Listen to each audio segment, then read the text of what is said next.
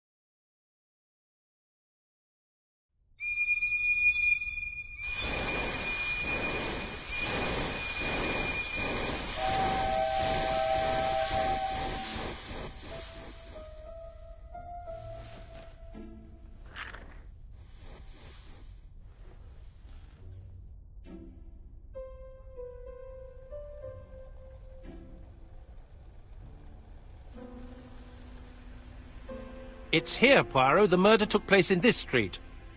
Grim place indeed. Tout à fait, Hastings. The streets of Andover are in a terrible state. Look, there's Chief Inspector Japp. He's talking with a policeman. Let us try not to get our shoes wet.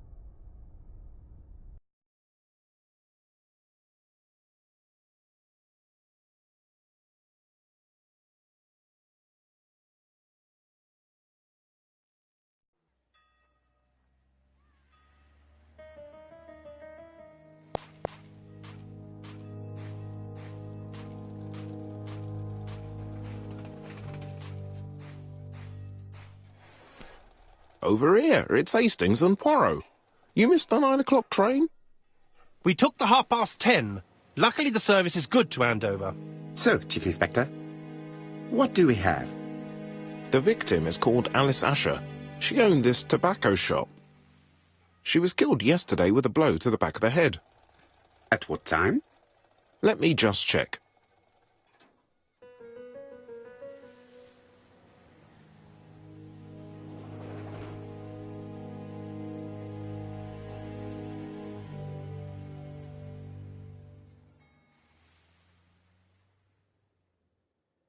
Is Japp being too relaxed?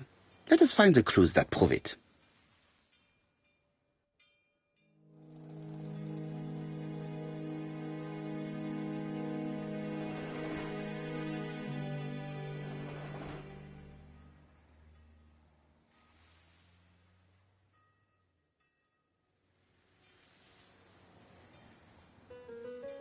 Indeed, Poirot. We were used to seeing you judge people with more discretion. Japp is in a good mood. I bet he thinks he's already caught the culprit.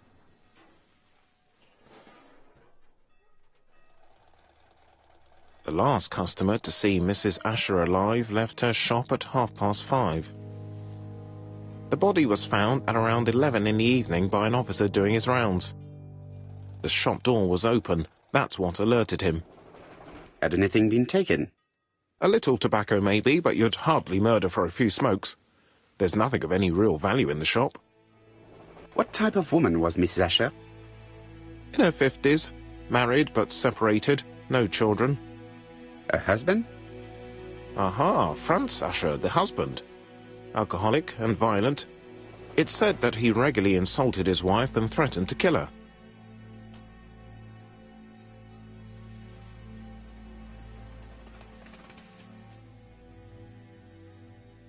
Do you think he's guilty? We'll look for Franz Asher. If he doesn't have an alibi, the case is closed. A very unoriginal murder. Peut-être. May I examine the crime scene? Of course, old chap. I'll be with you in a minute, Poirot.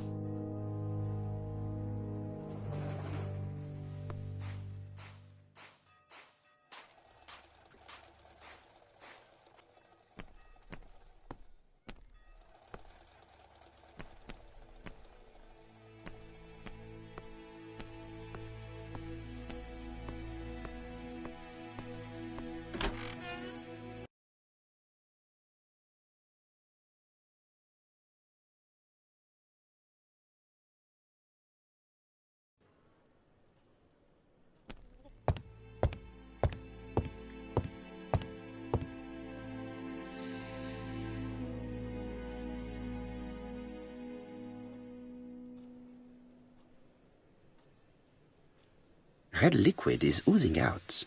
Is it blood? No, it's just some strawberries that are losing their juice.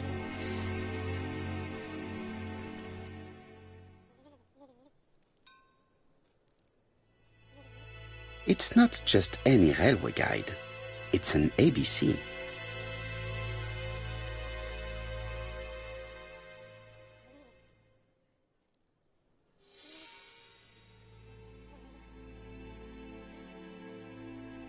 It's open at the letter A.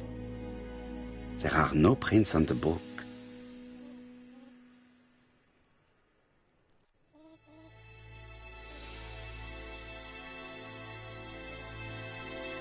The counter is covered with fingerprints all on top of one another. Unfortunately, it will not be possible to use them.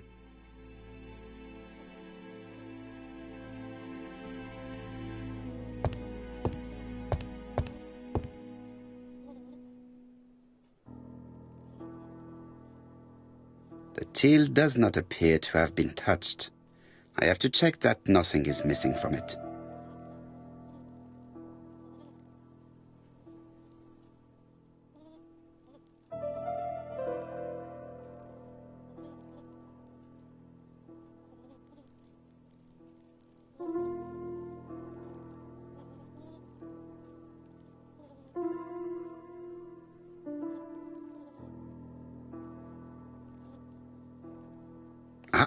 A mechanism has just made a fan click.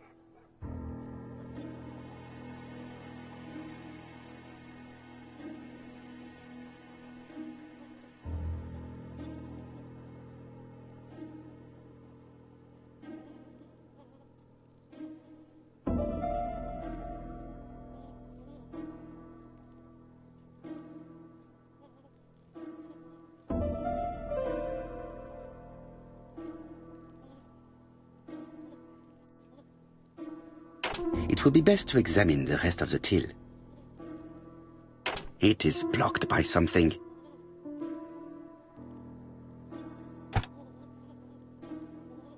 The till is full of money, but there is something strange. Something is hidden underneath.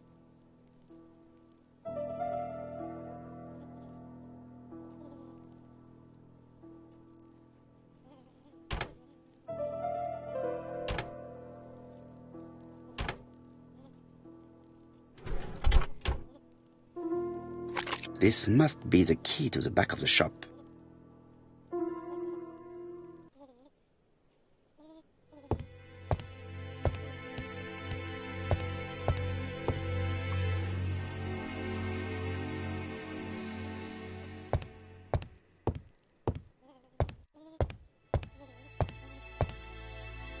The place is unusually tidy for a crime scene.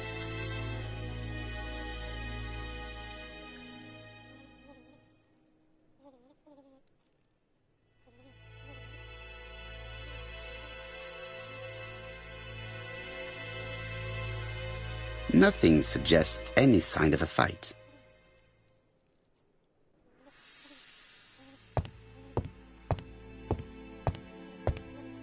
There are cigarette packets in a mess on the shelf.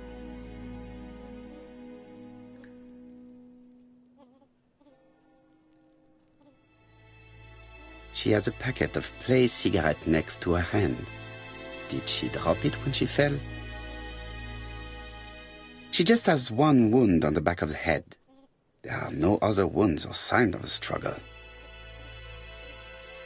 The body is hidden by the counter and is not visible from the tobacco shop door. Many customers must have thought that Mrs. Asher had popped out. I can't see any other mark on the floor.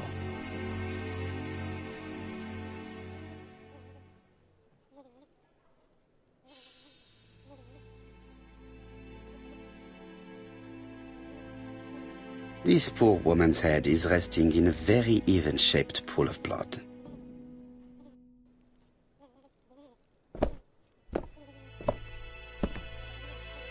So, Poirot, any news? So, an ABC guide with no fingerprints, but prints all over the counter. Normally, the tobacco shop does not sell ABC guides. Exact. Mon ami, could you have a word with the neighbors? Some may have seen something. Of course, my friend, I'll do it straight away.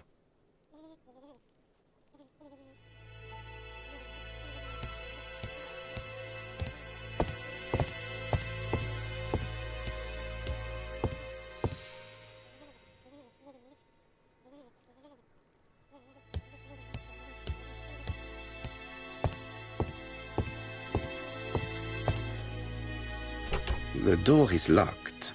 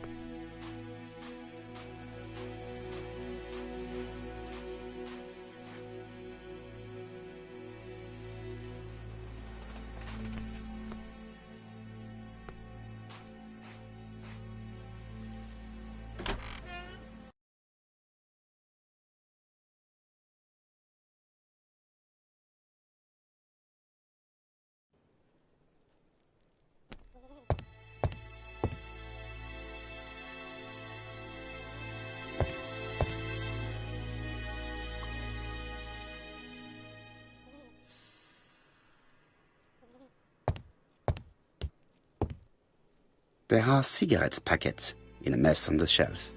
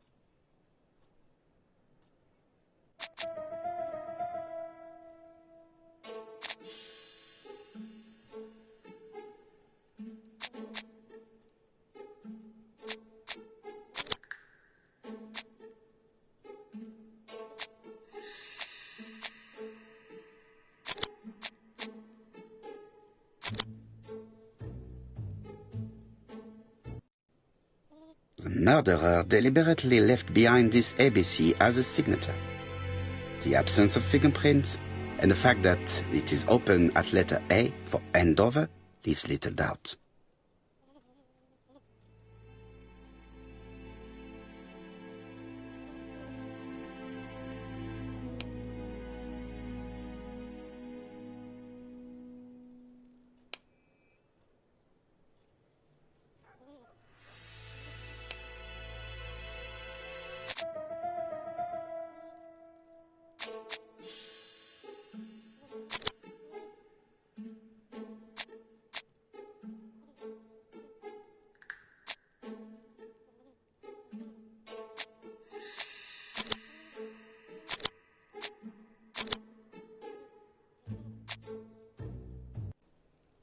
Mrs. Asher was killed here. The absence of marks in the shop and the regular shape of the blood stains indicated beyond a doubt.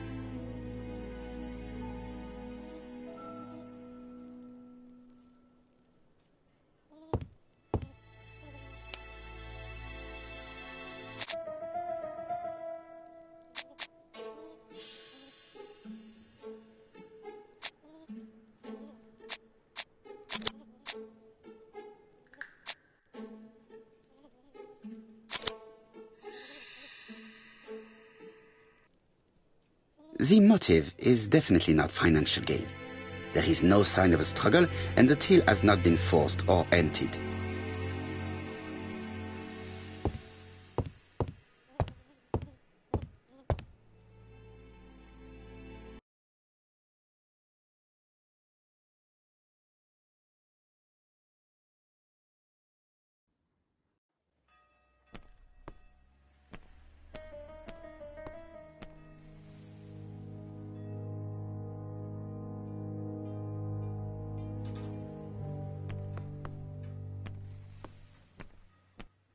This fruit and vegetable shop has a front row seat, therefore an employee might have noticed something.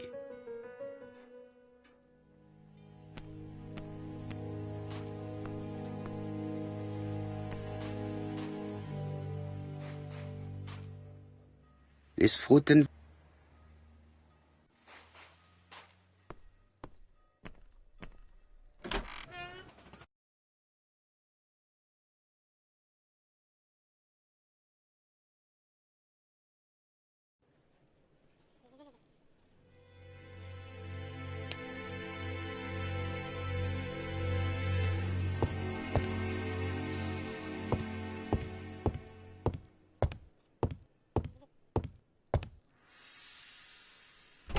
the door is locked.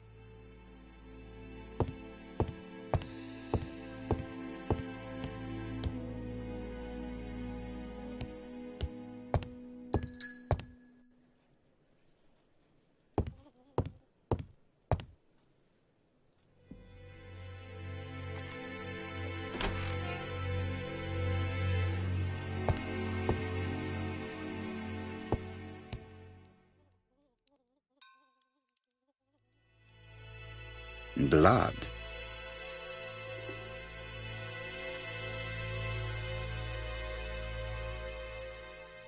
An inscription in German.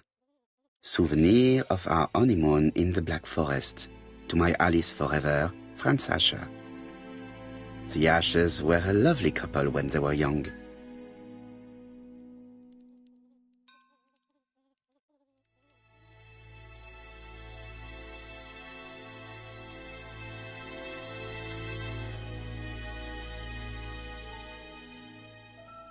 Did Alice Asher suffer from nosebleeds?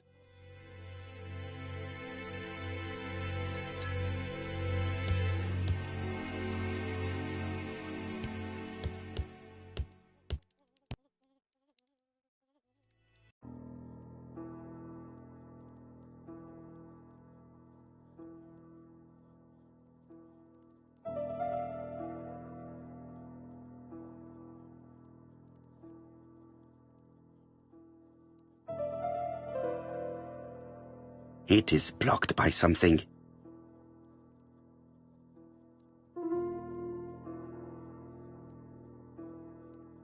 Such a pretty decoration should be at the center of the motif to respect the symmetry.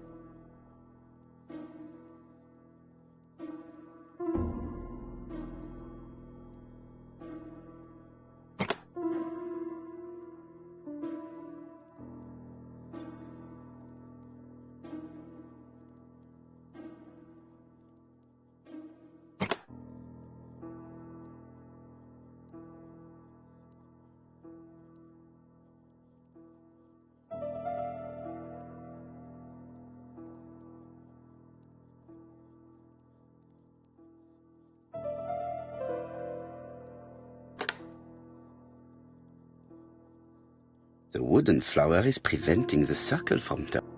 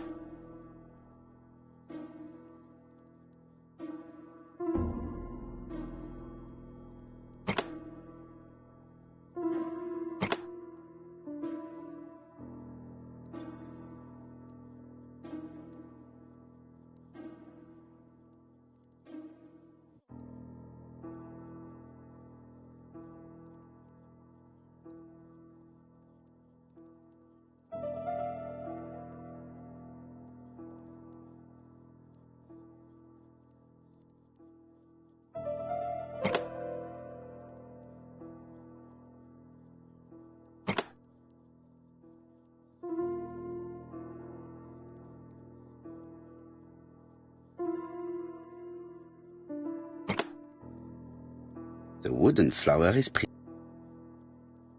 The wooden flower is preventing.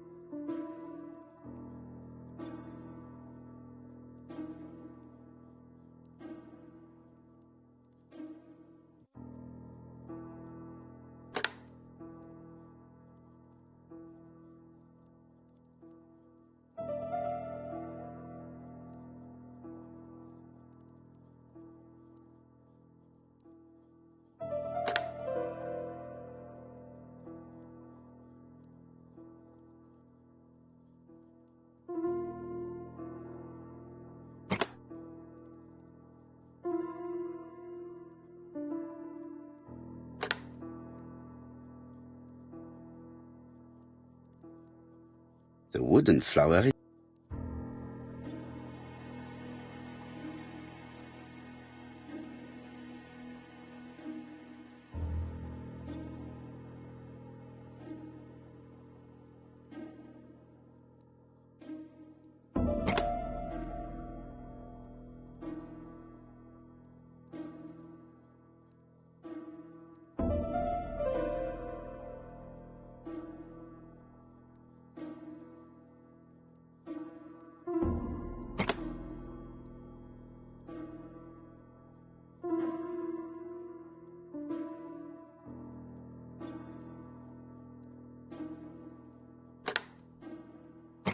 The wooden flower is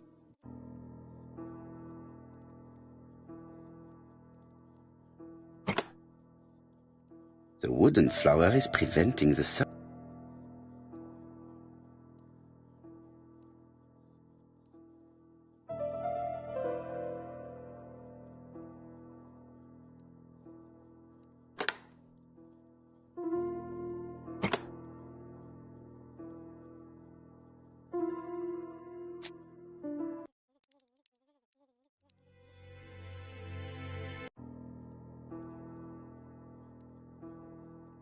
Such a pretty decoration.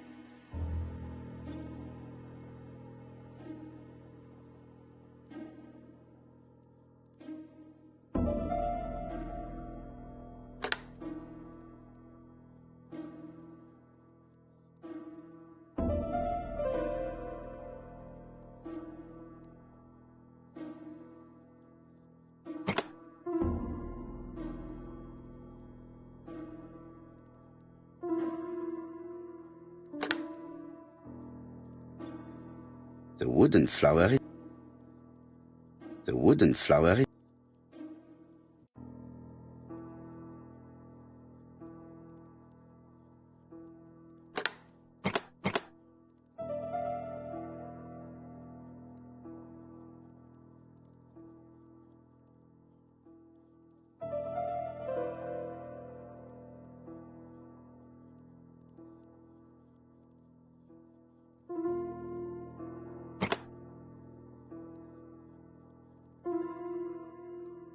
The wooden flower is The wooden flower is preventing the circle.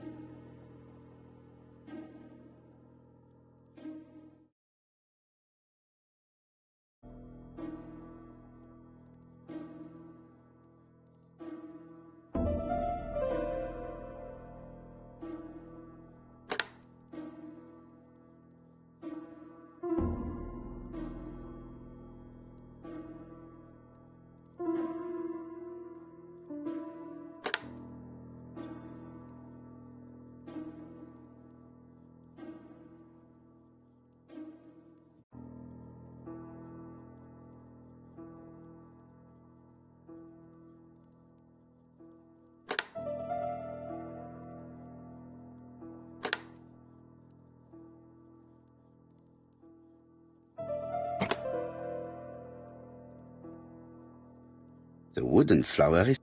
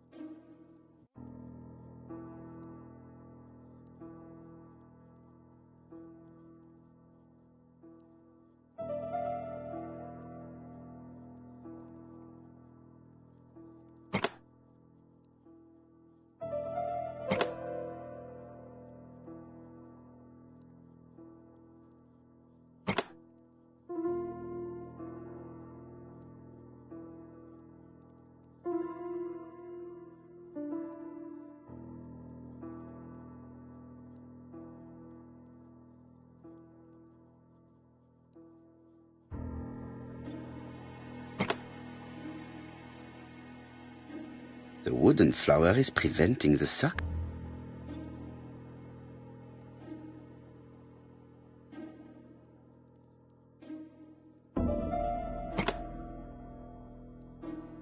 The wooden flower is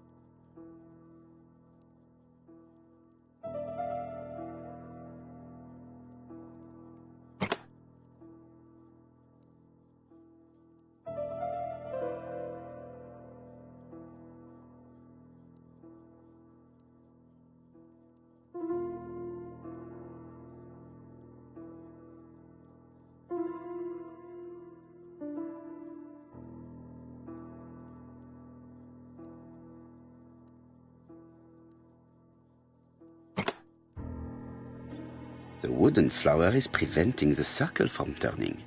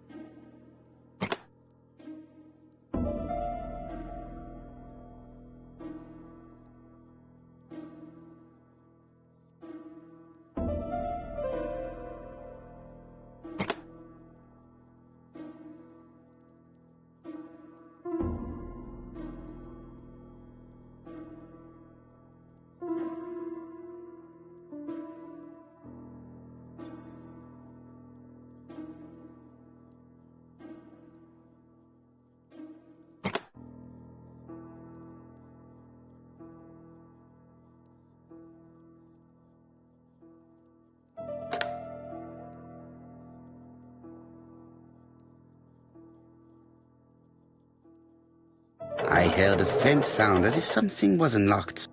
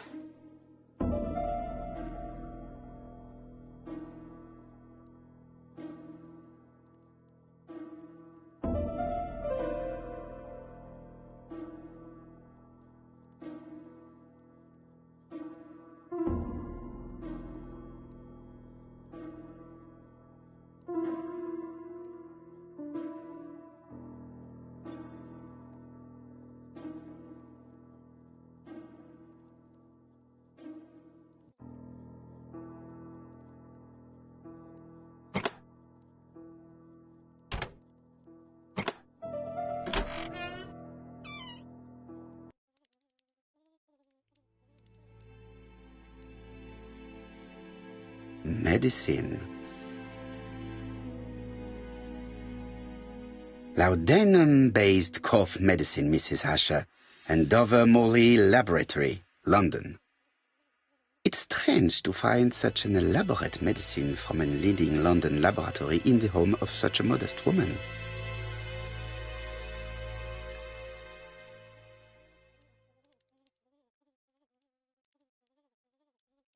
From Mr. Adam Flint, Royal Bank, Eastfield Road, Andover.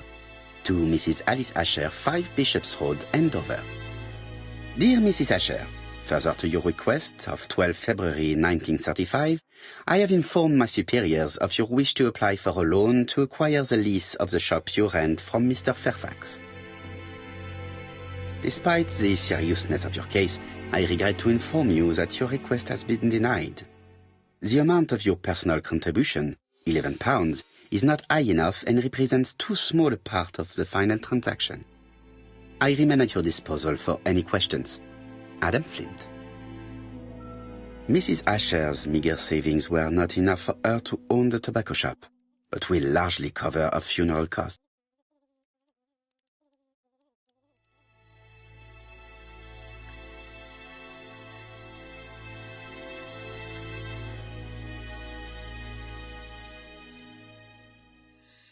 What a strange box. It looks like you have to slide the slats of wood to open it.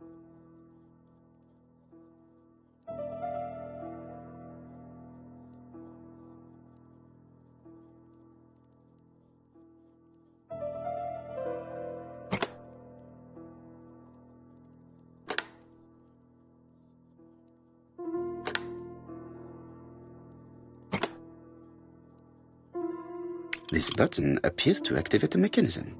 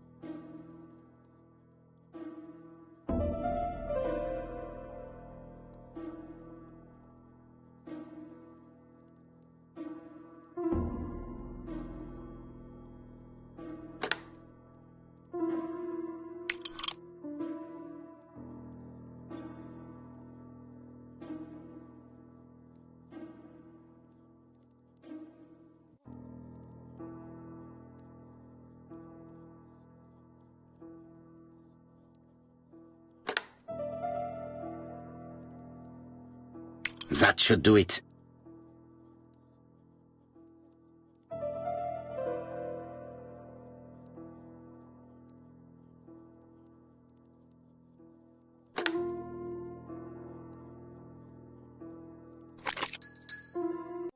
Who is this young woman?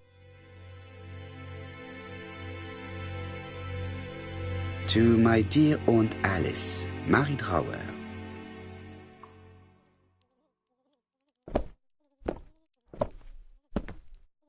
found anything? The victim has a niece. We must find her.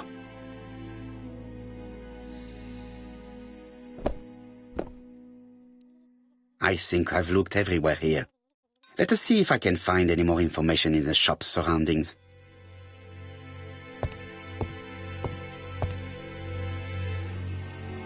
This interior is very simple.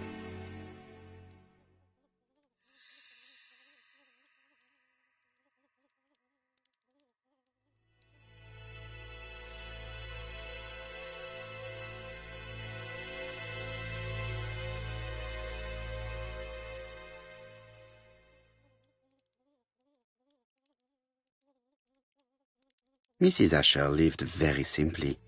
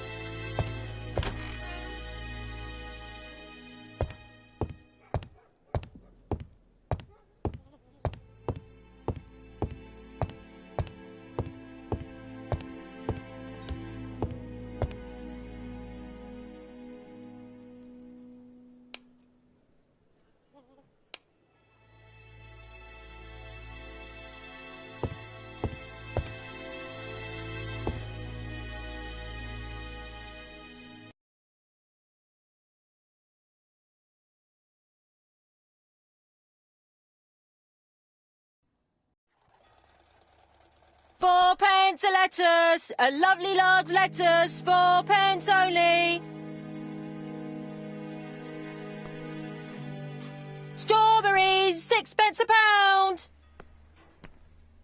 A bottle of poor quality vinegar. The smell could awaken the dead.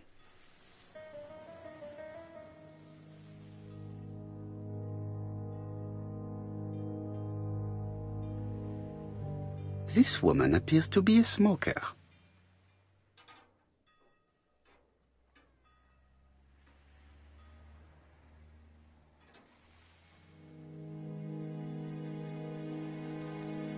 She's a big smoker. She must have been a customer at the tobacco shop.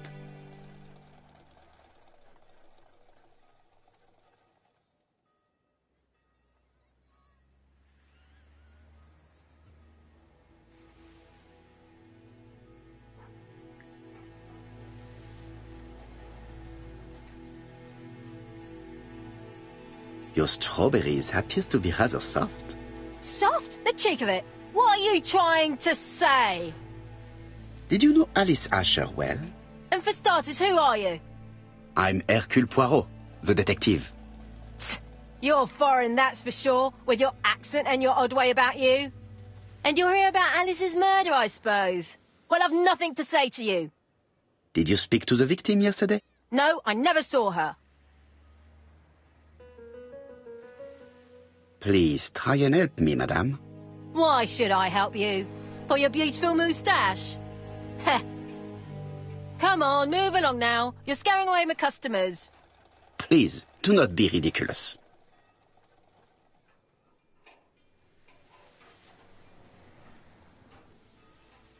I know that you went to the tobacco shop yesterday. Well? It is your duty to tell me if you saw something unusual. Who do you think you are telling me what to do? Get away from my stall!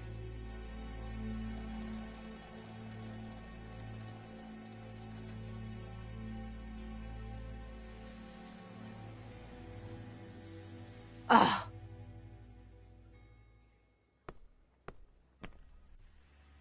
Hey, Poirot. Is the greengrocer causing trouble? I'll sort her out. No, please, leave her, Chief Inspector. I'll get her to talk later. I've found the victim's niece. She's waiting for you in the back of the shop. Thank you, mon ami. I'll question her.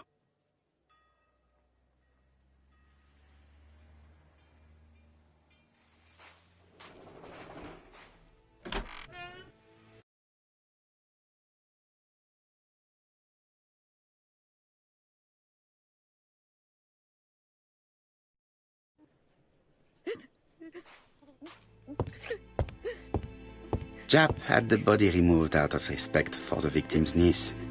His attention is commendable.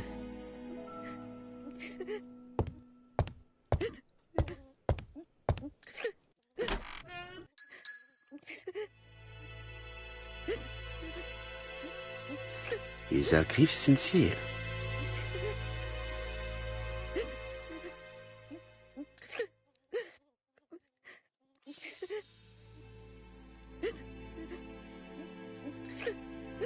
She appears to be very upset.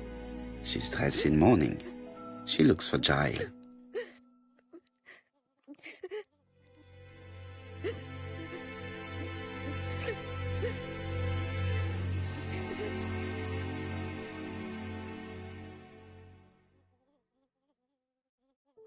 You were very fond of your aunt, am I right?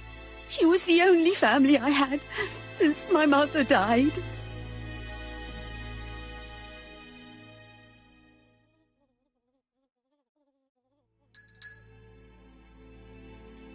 Your aunt did not have any children, is that correct? No, she was separated from her husband. What do you think about Franz Asher, your aunt's husband? He never left her alone. Poor aunt. She used to drop by all the time and make a scene.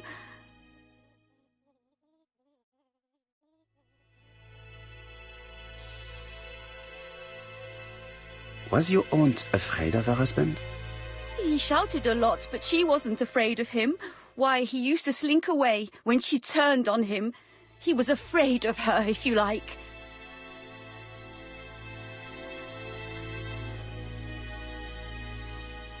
Did your aunt enjoy good health? She had a bad throat, but she was well cared for by a doctor in London. Does Franz Asher work?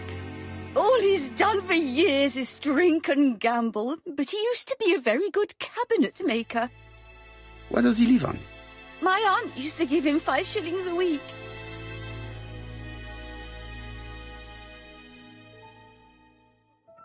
Why did she support such a goods for nothing? He was her husband. She couldn't leave him with nothing.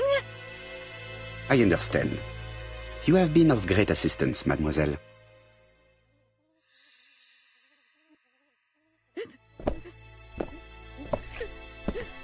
Please take this young lady home. My pleasure. Well, this Franz Asher does not seem to be quite so dangerous as Jap says. And since Alice Asher gave him money regularly, it was not in his interest to kill her.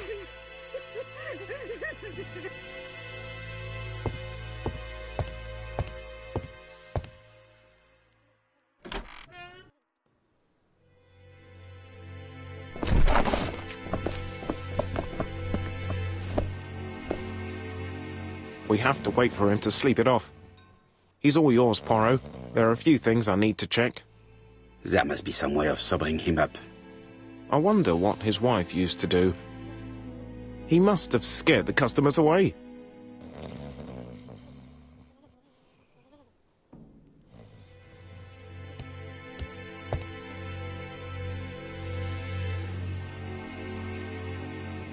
It's Alice Asher's notebook.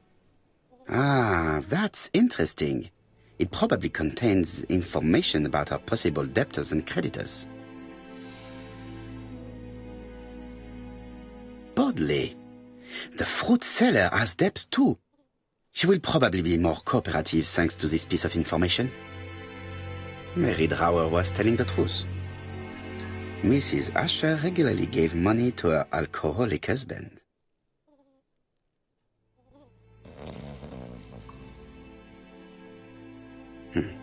A box of new stockings.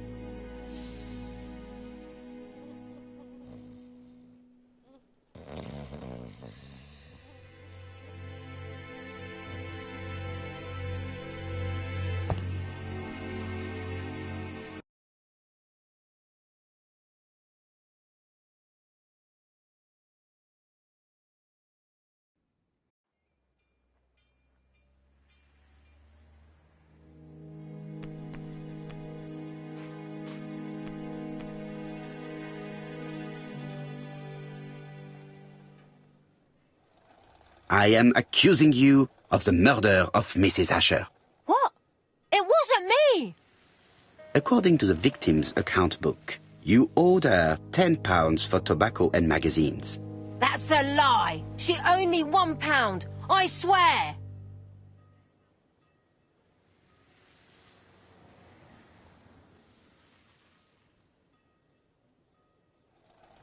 Now, please be so kind as to explain this.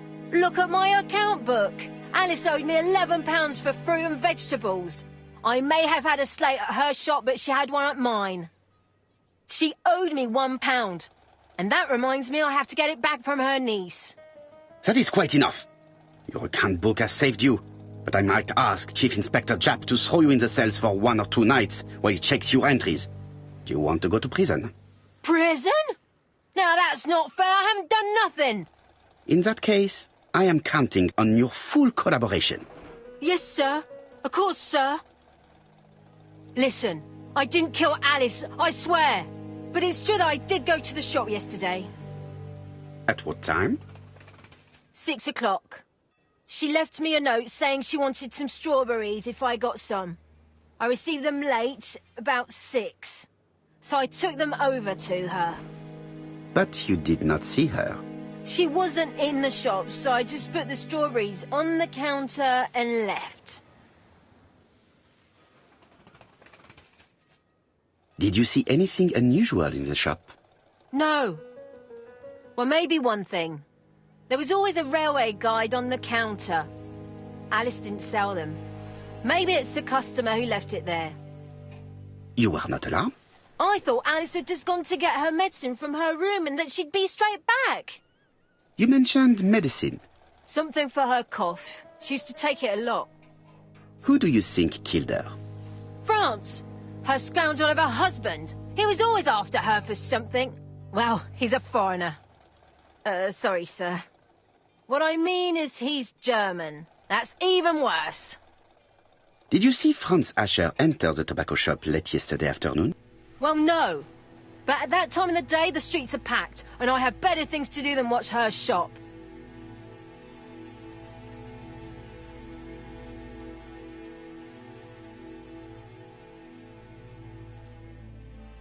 I'll just borrow your bottle a moment. Take it. It's what Alice used to sober up her husband. But try not to empty the bottle. Let us now try and get our brain cells to work.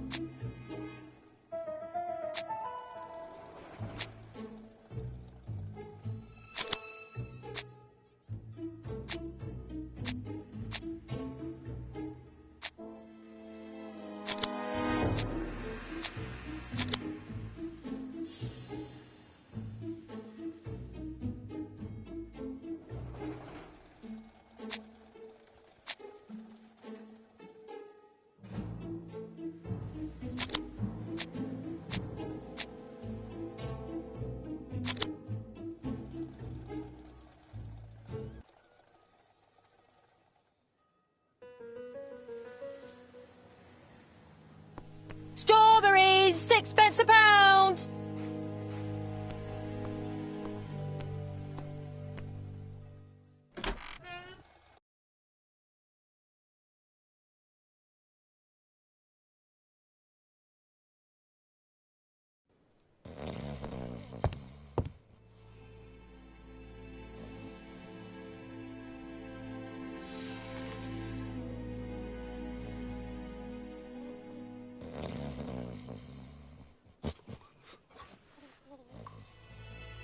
Mes amis, I can say without a doubt that poor Mrs. Asher was killed between 5:30 and 6. Killed when the street was packed with people. That's rather bold. I've been talking to the neighbours, and... No one's seen anything? Or rather, it's anything and everything. Am I wrong? No. Bien. We must grill this villain Asher before he falls asleep again.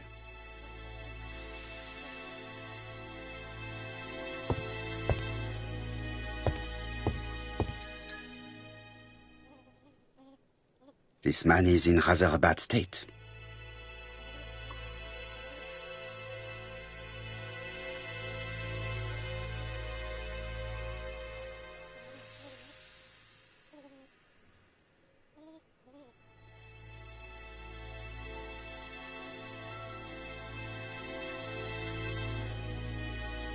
This man has been fighting and he smells of alcohol.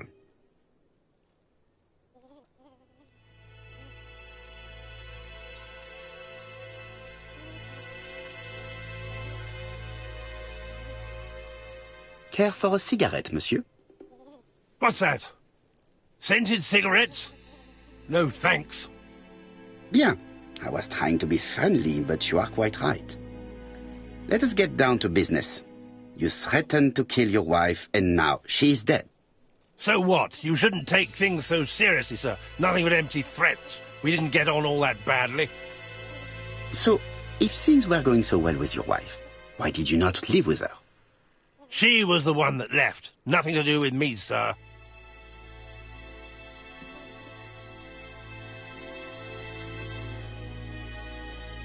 Ah, women are flighty creatures. Did she run away with another man? Flighty? You talk funny. One thing for sure, if my wife was seeing another man, I'd have given her a good beating. Interesting. And what were you doing yesterday at the end of the afternoon? Can't recall. You had been drinking again. The occasional slap, sir, that's all. And you cannot even remember how you ripped the coat? I got it stuck in a door.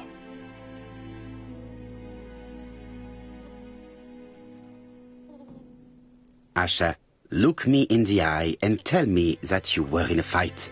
I'm looking. No, I wasn't in a fight. You are right. Looking at the state of you, you did not defend yourself. So someone gave you a good beating. A beating? No way. All right, he tore my coat and gave me a black eye. You see the state of him. Very interesting. Who is the other that you struck? Probably best if I tell you everything. Yesterday afternoon, I met Roderick Tanner. We'd bet on a dog fight together. An illegal bet, naturally. Yes, sir. Our dog won. Roderick got the money, but he refused to give me my share. And you fought about it. What time was this?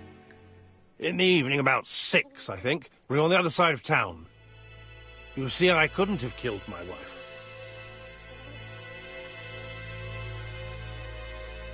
Let us now try and get our brain cells to work.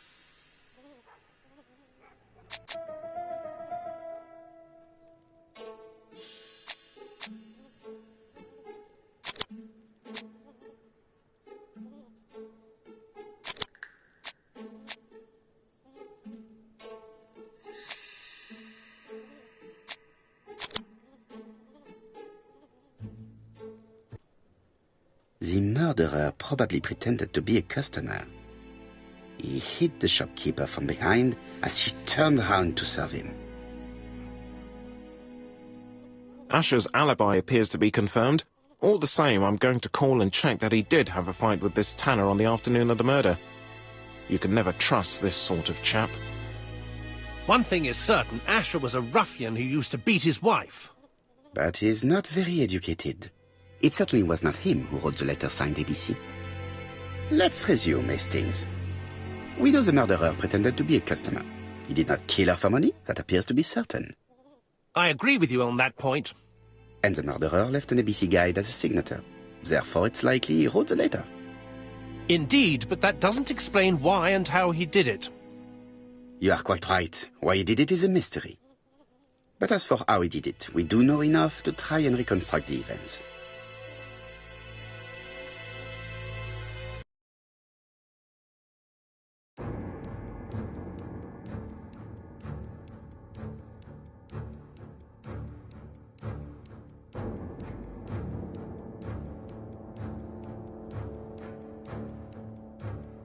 The killer enters the shop.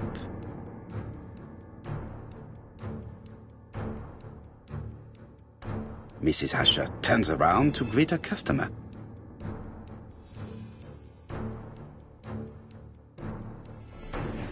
The murderer asks her for some tobacco. She turns her back to him. He seizes the opportunity to strike her.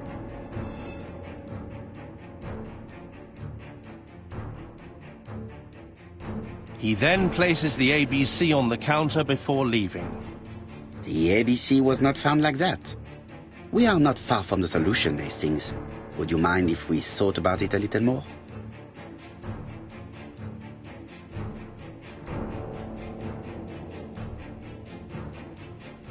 The killer enters the shop.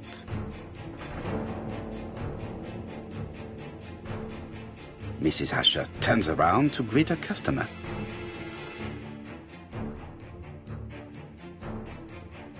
The murderer asks her for some tobacco.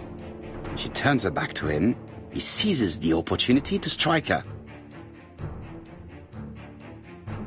He then places the ABC upside down before leaving. Everything appears to match the crime scene, mon cher Hastings. That is exactly what happened.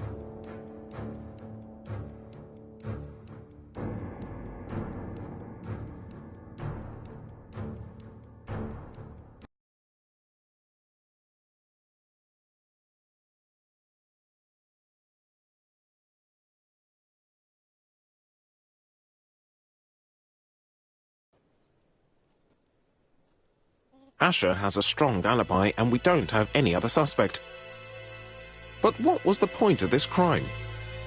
She had no debts. She gave Franz Asher money regularly. She wasn't owed money. Nobody stood to gain anything. No doubt about it, the murderer is insane. And I fear that we had not heard the last of him. I hope you're wrong for once. Bien, let's go back to London. If we hurry, we should catch the 7:02 train. Are you coming? No, unfortunately, I have to talk with Andover police. See you soon, then. Are you coming, Hastings? Let's go home. There's nothing for us here.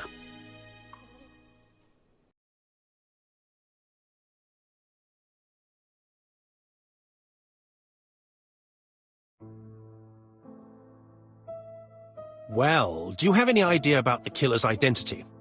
The crime was committed by a man of medium height, with red hair and suspicious eyes. He has a slight limp on the right foot and a wart just below his shoulder blade. Poirot! Mon ami, what do you want? You fix upon me a look of dog-like devotion and demand of me a pronouncement à la Sherlock Holmes. Now for the truth. I do not know what the murderer looks like, nor where he lives, nor how to set hands upon him. What shall we do, then? Nothing. Nothing? Do not be so impatient, Hastings. The killer will manifest himself soon enough. I thought I heard the postman. Maybe there's some news. I will go and see.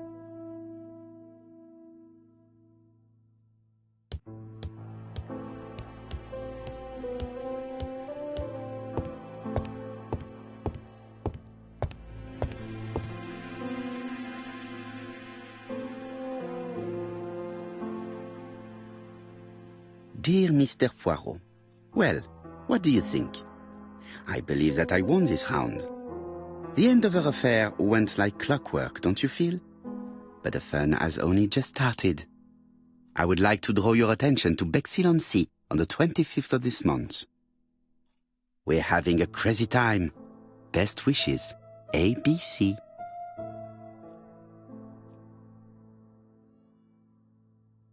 The next crime will be in Bexhill.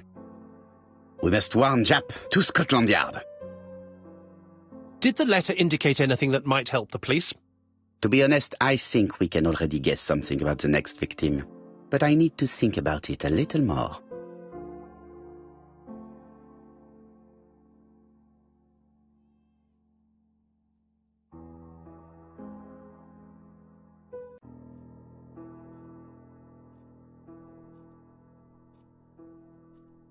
Let us examine this more closely. certain characters in the two letters may have similar defects. The W is not printed properly. The W is not printed properly.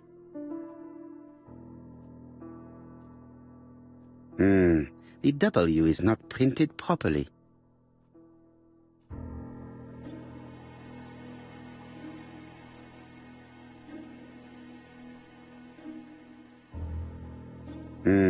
The W is not printed properly.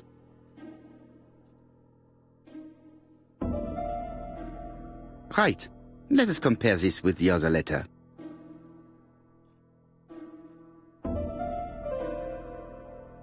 Of course, the W characters in the two letters do indeed have the same defects. I have to find some other similar defects to confirm my theory.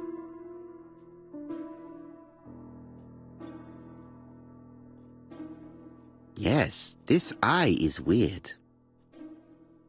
Yes, this I is weird. Yes, this I is weird. Right. Let us compare this with the other letter. Yes, the I characters in the two letters do indeed have the same defect. I have to find some other similar defects to confirm my theory.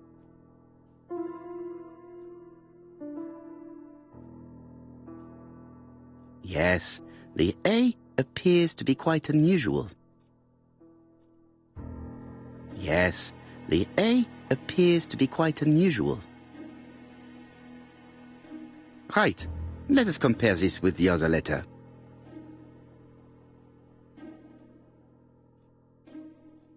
That's right.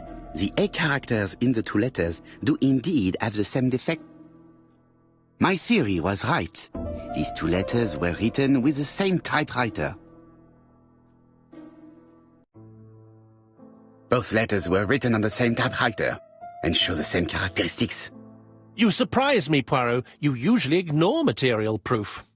But there is nothing usual about this case, Hastings. Nothing must be overlooked. Let us now try and get our brain cells to work.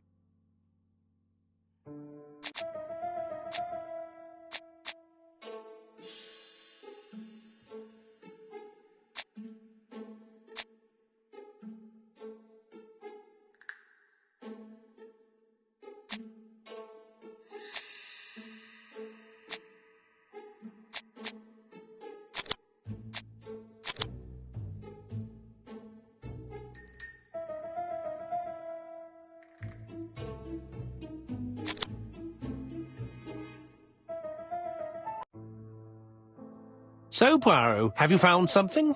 Oui, I believe so. But I am afraid it is not enough to stop the murderer. Let us go and see Chief Inspector Japp. I will explain there.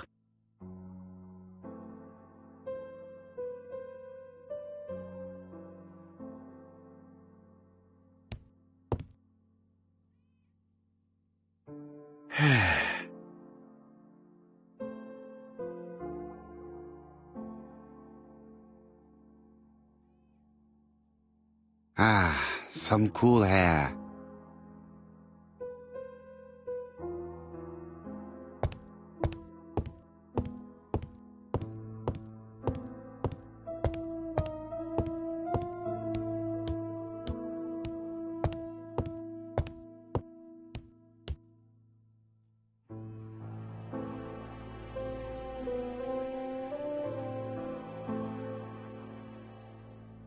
Andover, Hampshire, population 31,200 inhabitants.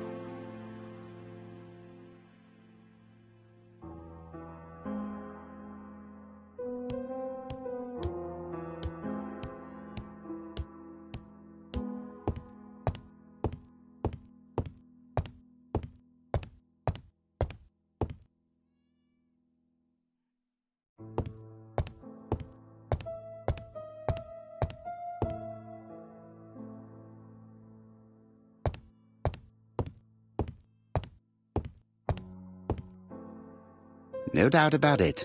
Hastings is going bored. It may be time to go to Scotland Yard.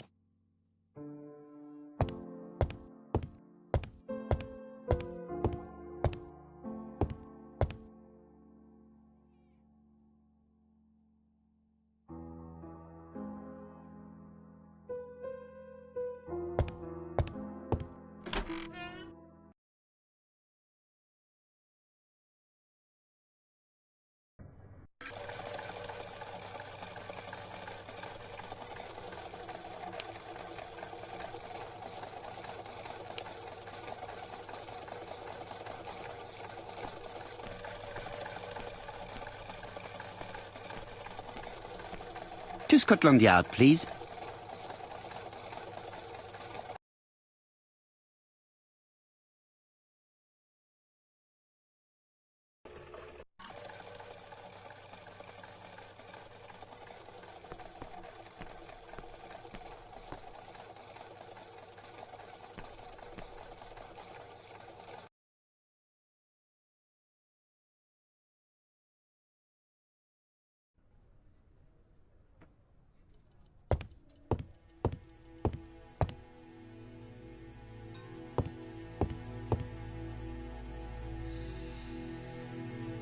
Jap has invested a great deal in his career.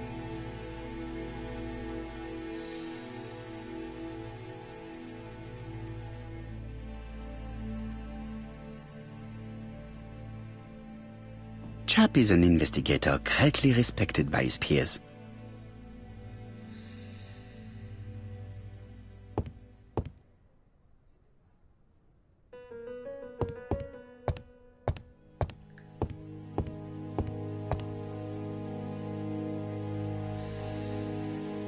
Alice Asher was murdered in Andover, the ABC killer's first murder. London. I really like this city. One thing is certain, you never get bored here.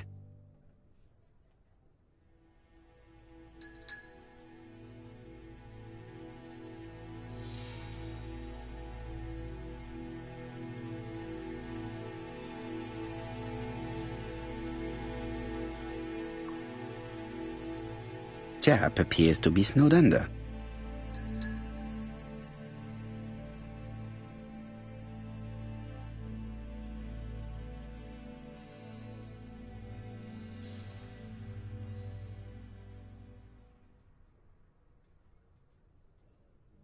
Jap appears to already be overloaded with work. My news is not going to improve matters. Bonjour, Chief Inspector. I am afraid we have some bad news.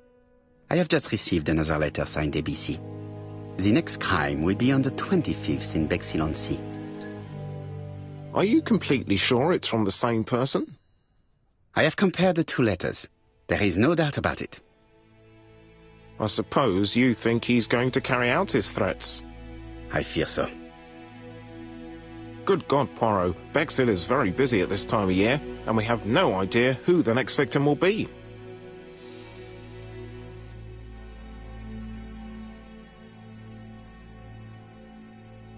I suspect that the name of the second victim will start with B.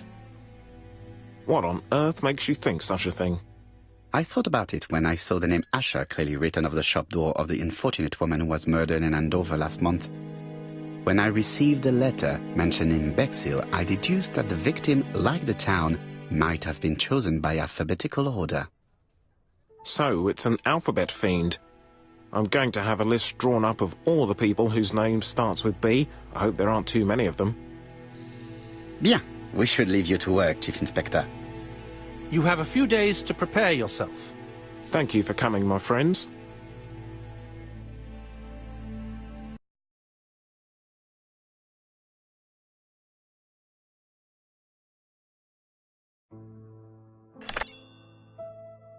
Poirot? Chief Inspector Jap, your call does not bode well. Indeed, we have just found the body of a young woman on the beach in Bexhill. An ABC was placed on the body. We'll be there as soon as possible.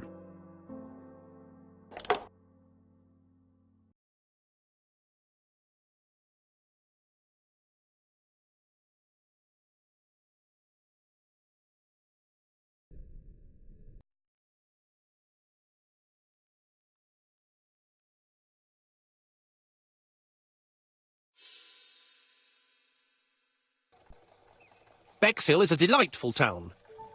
It would be nice to come back and visit. I do not entirely agree.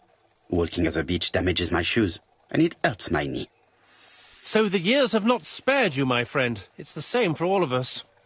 That is exactly what I said to myself when I saw you back from your travels. Poirot! Do not be offended, Hastings. I can see Jap waiting for us. And from his face, I would say that things are not looking good.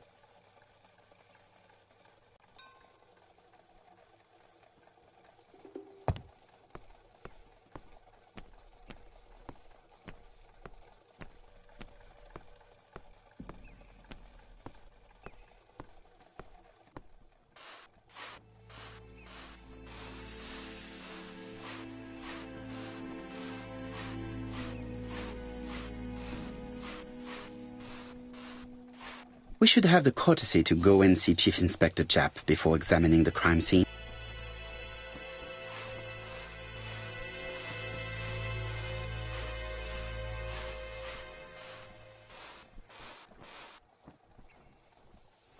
How do you do, gentlemen? Chief Inspector? I fear your admirer has struck again, Poirot. We haven't yet identified the victim, but it's a young woman, 20 to 25 years old. Death occurred last night between 11:30 and 1 o'clock, and we found an ABC guide on the body. Was she pretty? Come on, Poirot, that's rather out of place. It has no bearing on the murder. Are you certain?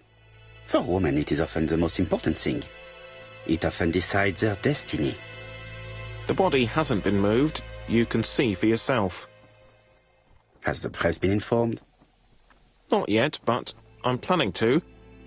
I haven't yet informed them about the presence of the ABC guide in Andover. Nobody has reported a young woman missing? Not for the moment. No witnesses, I imagine. Indeed. We've asked everybody who may have met a young woman fitting her description last night to come and see us, but I have little hope of gaining anything from it. It's early days, Chief Inspector, and the news may not have spread around the town yet. I hope you're right, Hastings.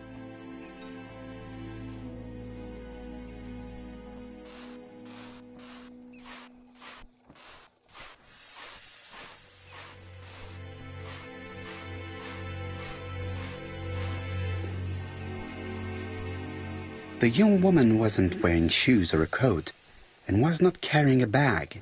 That's strange. Either the murderer stole her belongings, or she put them somewhere safe. Maybe so that she could bath.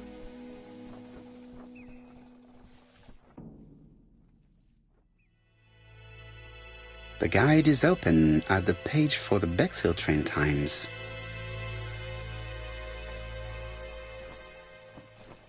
A braided silk belt. It may have belonged to the victim. This key is too small to be one for a house. Without a doubt, it is for a padlock. These marks have been left by a rope or a braided cloth. She was a great beauty. Strange that chap didn't notice it.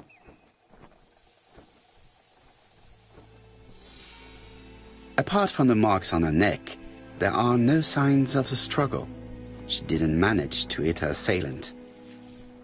Let us now try and get our brain cells to work.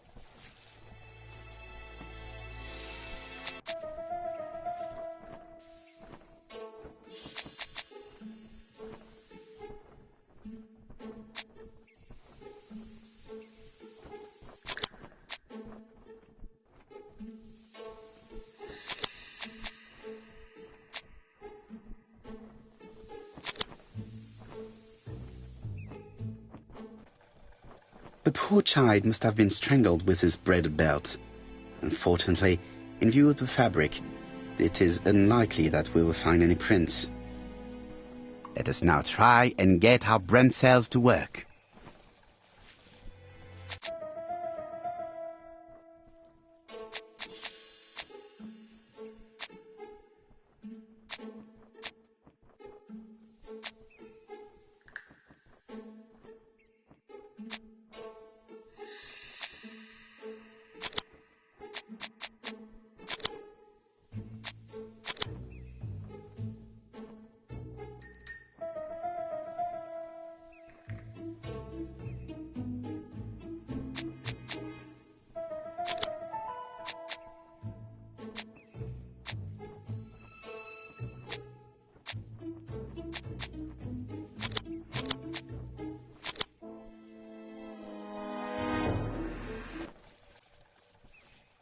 The medical officer should confirm that the victim was strangled with her own belt. That's what I thought. She shows the usual signs of strangulation. With a little luck, we'll find prints this time. You are too optimistic, Hastings. Our killer is far too meticulous for that.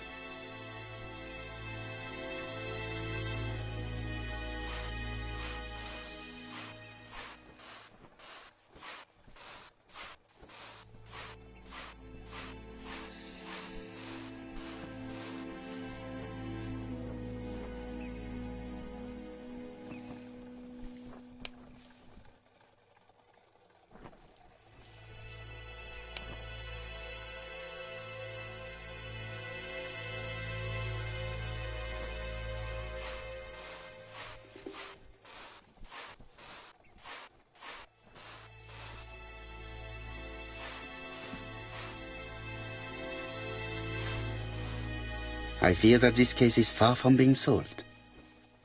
Come on, Poirot. You'll find the killer. Certes.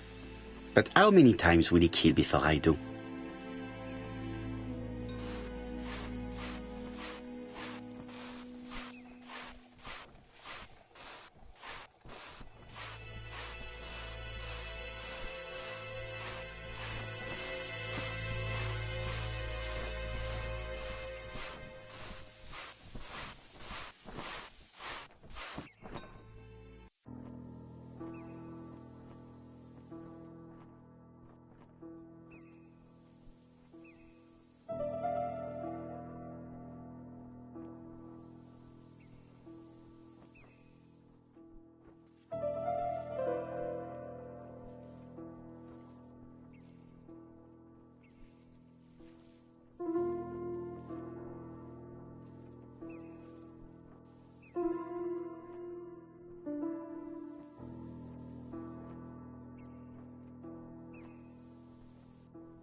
A dual locking padlock. I need to find the code and then insert a key. Firstly, I have to enter the padlock's code.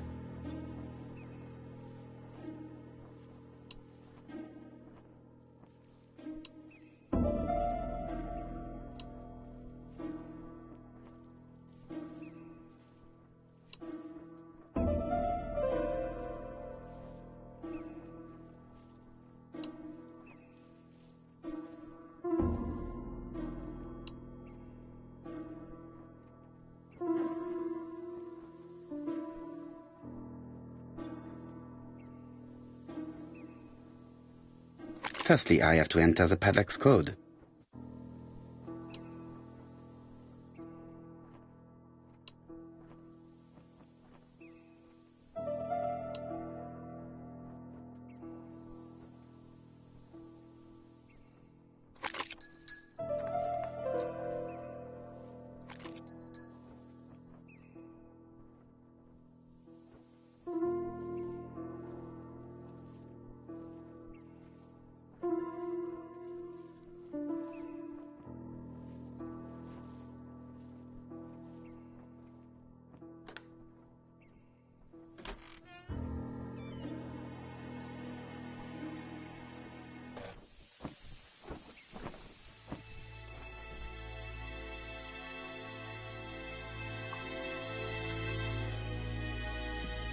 Betty's first day at work.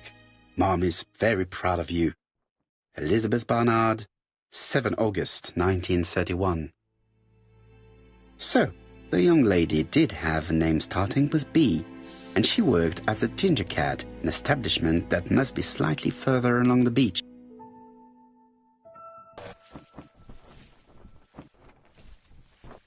The purse is full.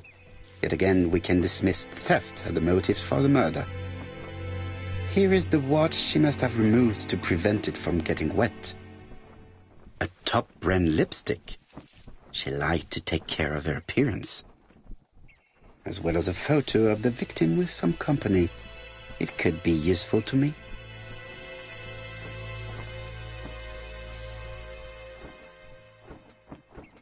It definitely was here that the victim left her belongings.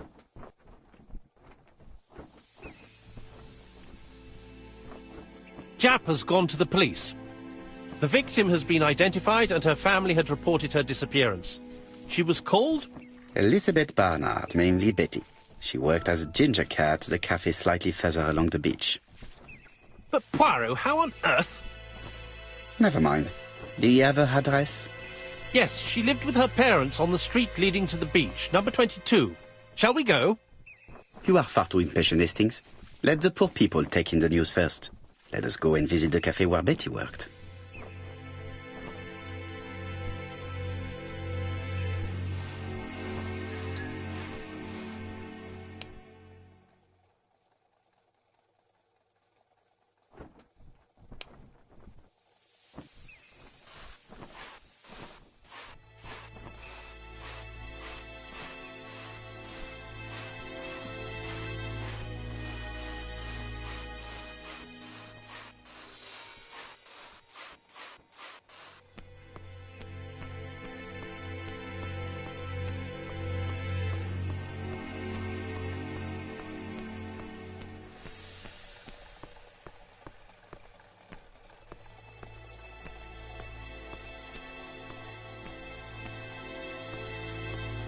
I fear that this case is far from being solved. Come on, Poirot. Certes.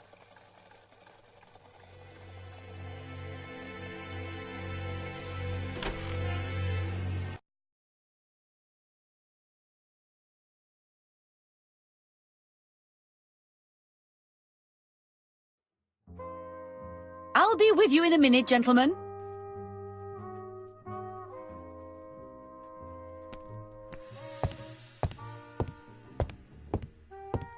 What a pity. I don't have any change to make it work.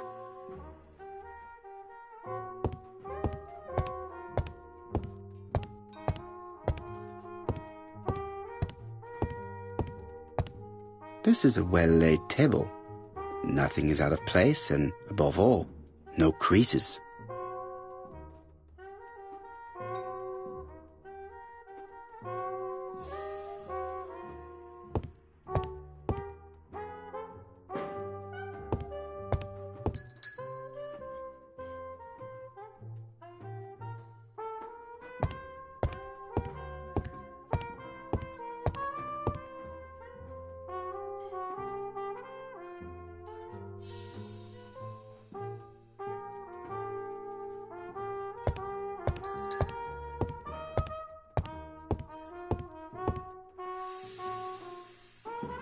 Something tells me that she's the owner of the ginger cat.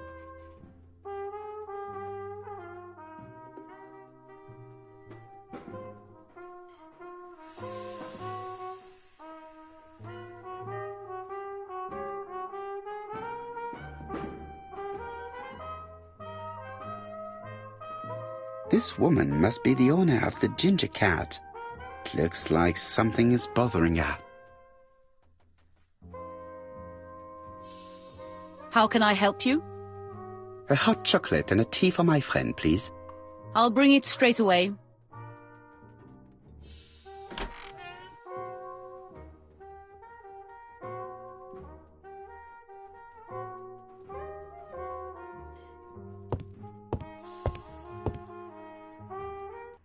I need to know the time range during which Betty was working on her own.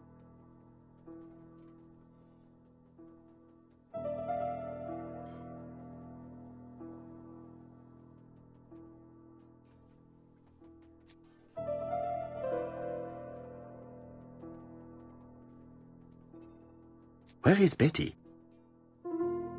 Betty worked from 11 a.m. to 7:30 p.m. Would she have been alone at any time during her service?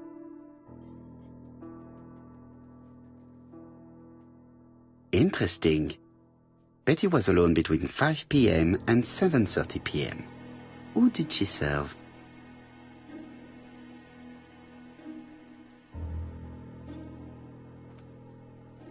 These are the different waiting staff's bills. Which ones were written by Betty?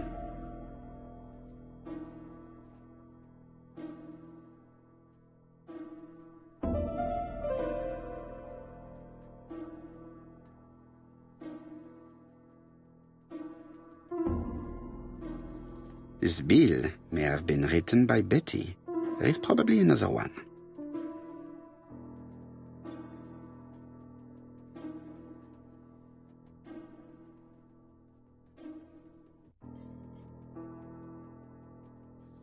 Most probably a family. No, something's not right. Betty was alone at just one of these 2 times.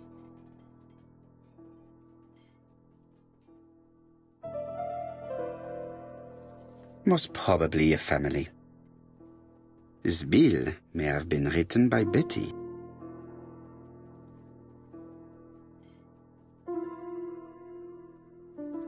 Most probably a single man, a whiskey lover. Maybe the murderer? Betty served a family and a man on his own, a whiskey drinker. Maybe the murderer. This information will help me to progress.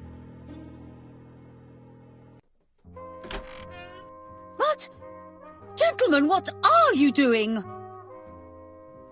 We are searching for clues, mademoiselle. My name is Hercule Poirot. I am a detective, and this is Captain Hastings. Does Betty Barnard work here? That is correct. She should have been here a while ago. Punctuality is the first rule of politeness. I fear that Miss Barnard will not be coming today. She has just been found, dead, on the beach a few hundred meters from the cafe. How awful. Poor young thing. What happened? She appears to have been murdered. This is most distressing. How this will affect my business, I shudder to think.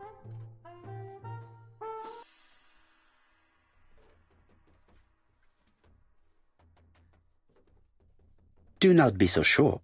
Miss Barnard's tragic death may be a good advertisement for you. It makes one despair of human nature. Poor young girl. She was a hard-working and pleasant young woman. I didn't know her that well. She'd only been here for 2 summers. I know that she had a young man. He used to call for her sometimes.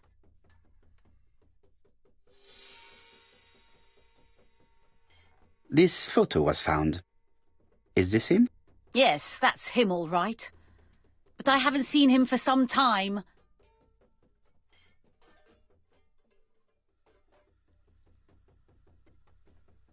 Do you think there may have been some problems between them? I'm not on those sort of terms with my staff. Now, please excuse me, I have work to do. The customer who ordered the whiskey might provide us more information. He may have been the last one to see Betty alive. It is an interesting idea, Hastings. Maybe he is a regular guest. What do you think, mademoiselle? I don't think so. Our regular guests tend to order tea and cakes. At this time of the year, there are a lot of tourists about you never see again. That's what I thought. Time to visit Betty's home.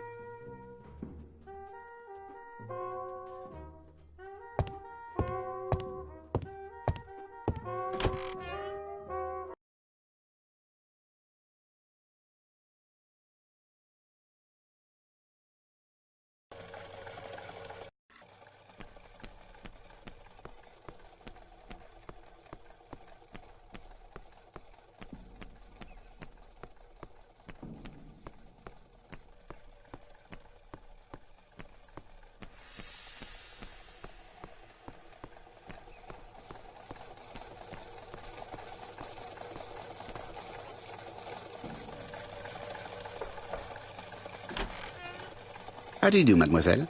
My name is Hercule Poirot. I know you. You're that detective we hear all about. I do not know if that is a compliment, but I will take it as one for now. You are Betty's sister, I believe? Yes. My name is Megan. Can we come in? Please do.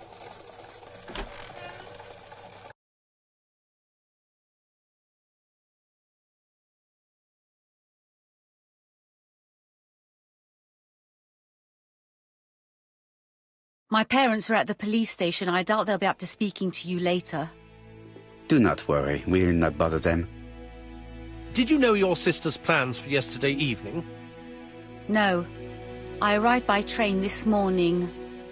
My parents called me in a panic when they discovered that Betty had disappeared.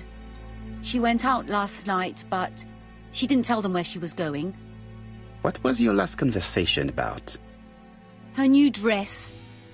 She wanted a pair of black stockings to go with it. Mother brought her a pair. The very day it happened. She was crying. And to think that Betty never even wore them. Poor Mummy.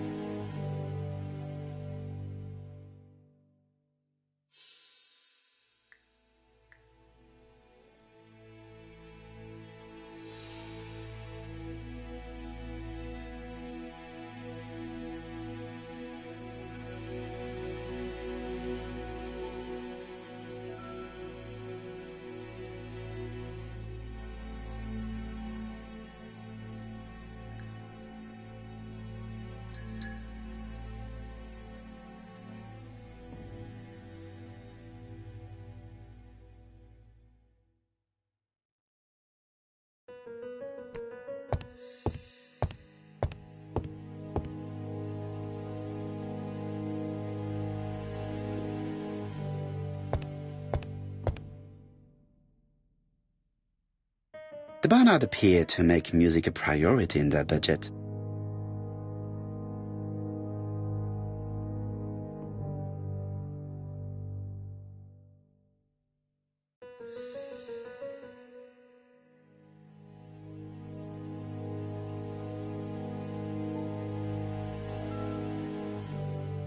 Their home is modest, but the Barnards are definitely music lovers.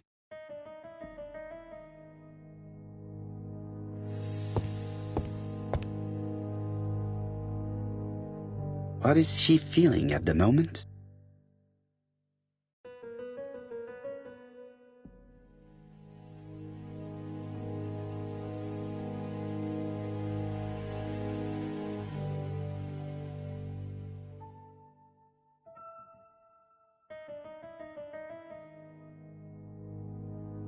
Betty's older sister is not just sad, she is angry.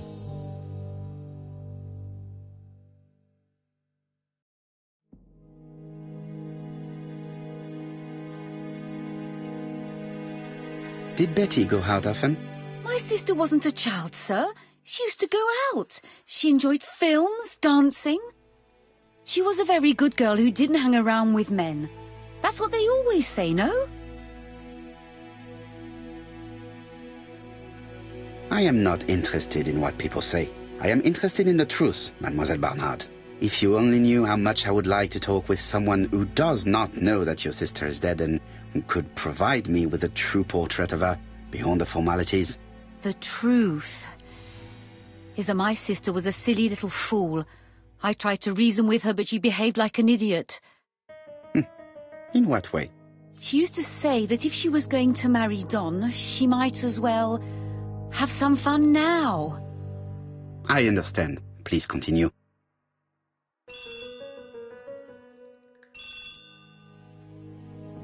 Oh, excuse me, I have to answer that. But of course. Betty's room is opposite the stairs on the first floor. Feel free to take a look if you think it might be useful.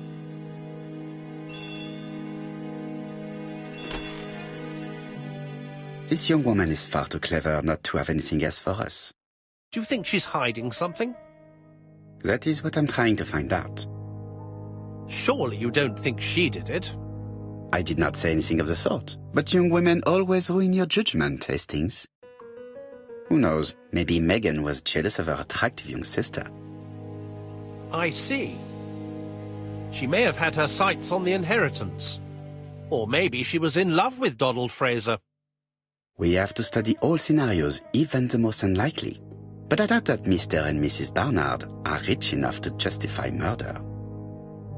While I try and get Miss Barnard to talk, I would like you to try and find Donald Fraser.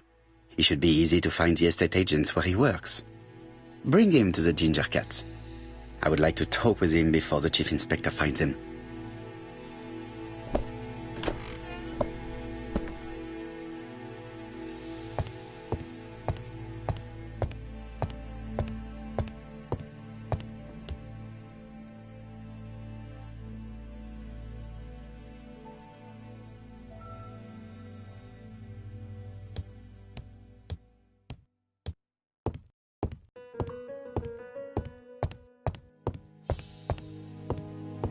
This gramophone is magnificent. It is a one-off, without a doubt. Family photos and files.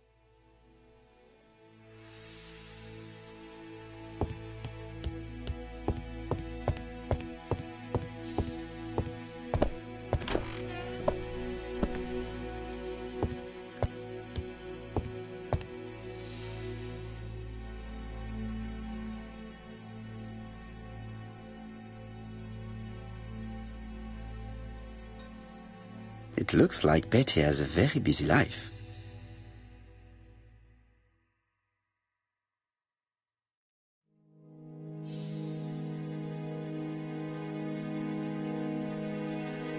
Betty liked luxury and going out, and being as pretty as she was, she probably did not have any problem getting herself invited.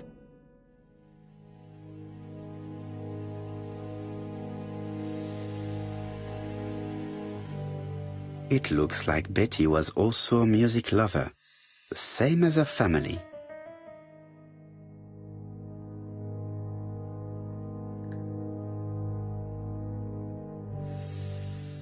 Without a doubt, Betty used to sing.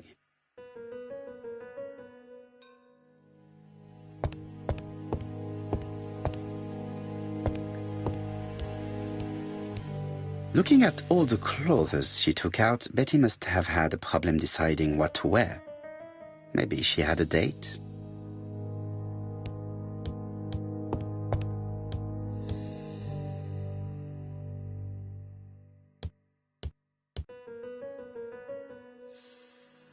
Medicine to prevent voice loss. Did Betty have problems with her voice? This small key should be useful to me. I've finished with this subject.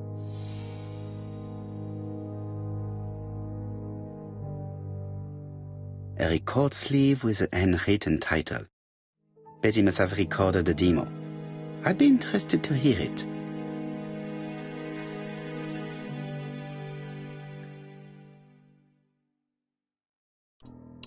Something on this clock bothers me.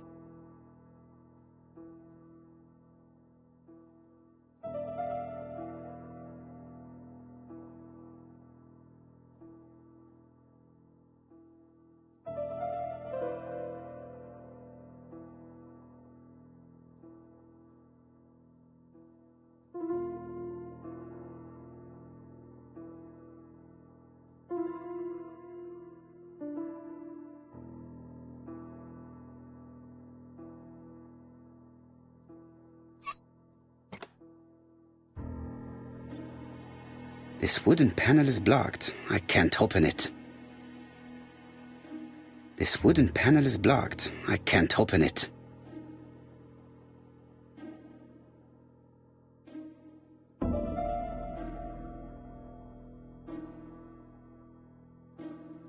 What a strange mechanism.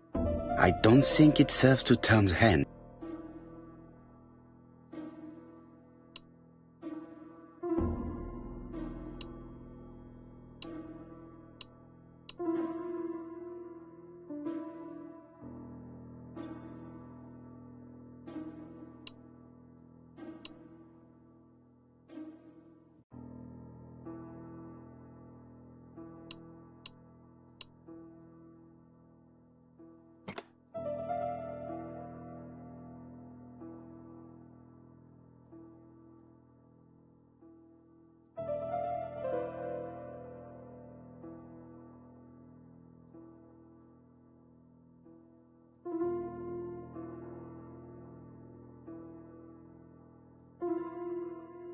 This decoration appears to be firmly fastened.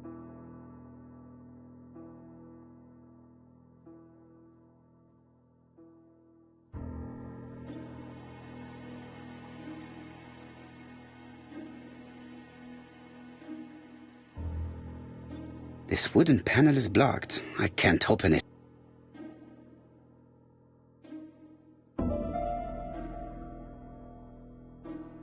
This decoration appears...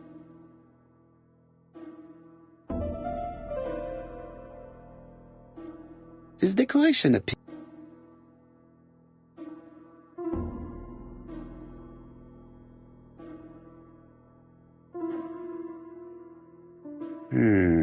the screw be slightly loose?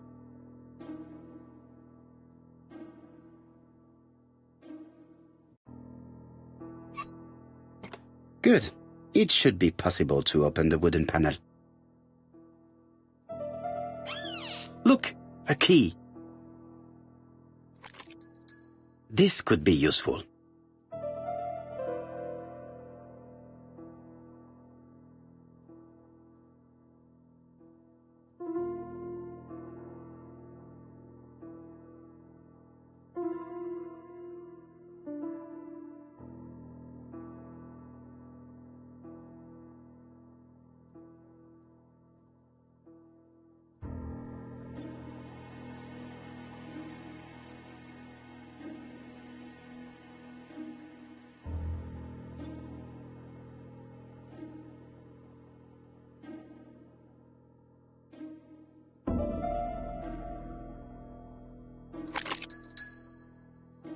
The central cock is blocked.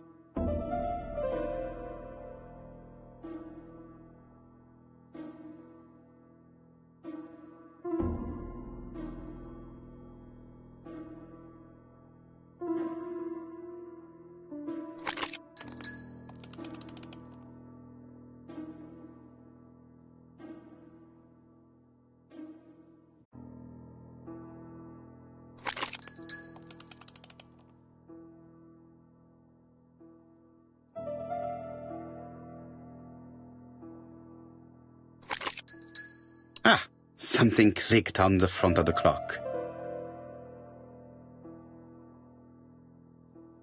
A new lock has appeared.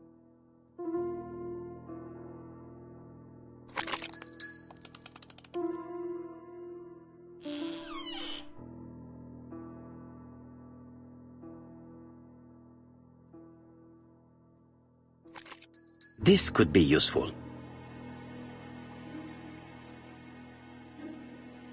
Betty, I enjoyed a wonderful evening in your company, and I hope that we will see each other again very soon. D.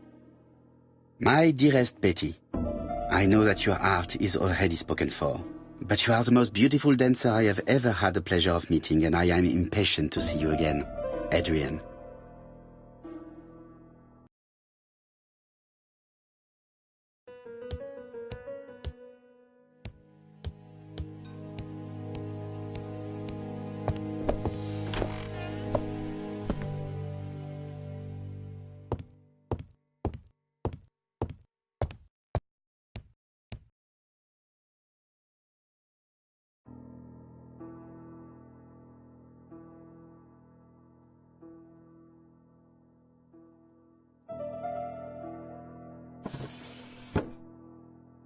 First of all, I have to take the ender.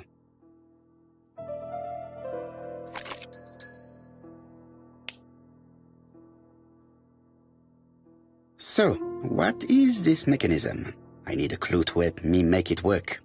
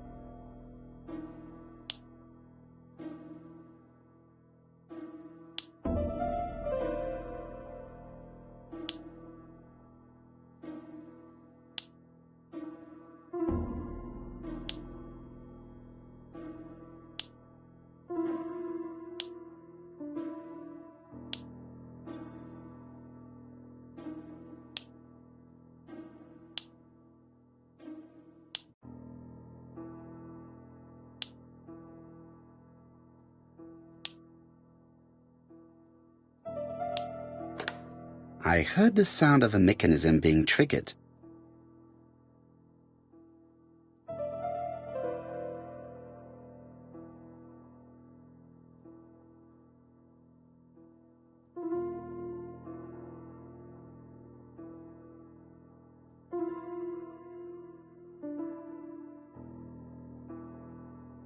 Let us see. What is this cupboard hiding?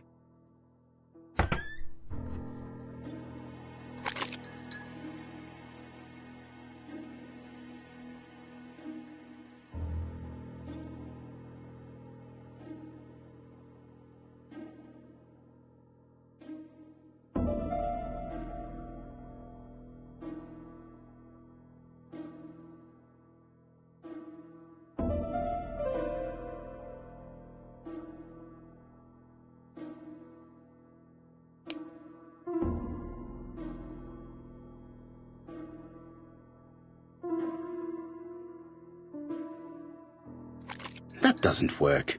I must have forgotten a step.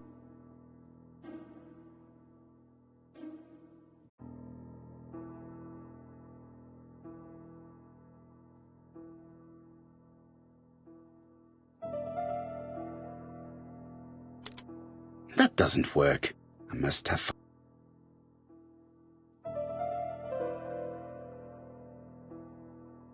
It looks like something goes in here.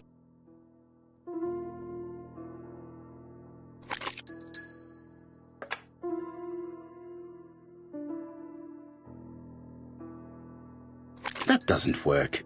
I must have forgotten.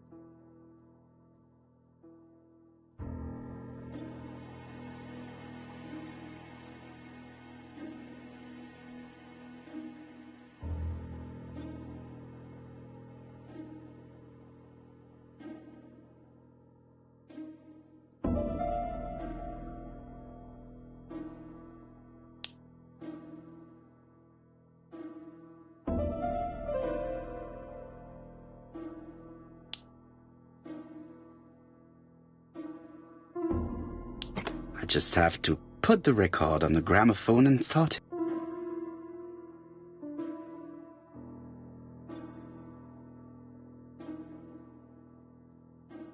That doesn't work. I must have forgotten a step.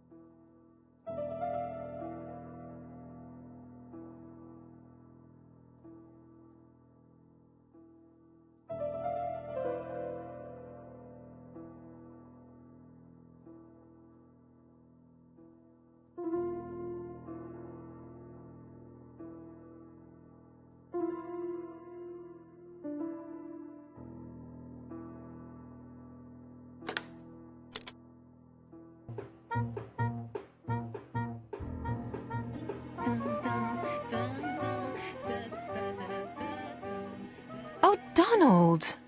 We're in the middle of recording. Sorry, Betty, but it's not wise. The doctor said you should rest your voice. You're such a killjoy sometimes.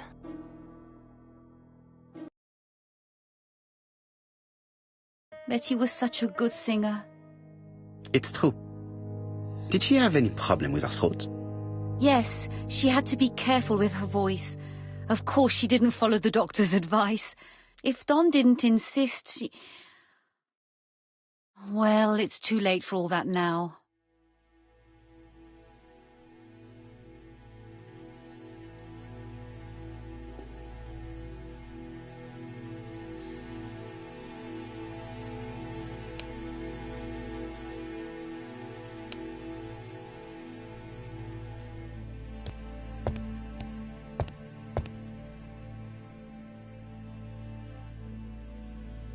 It looks like this woman is single, but she has feelings for someone.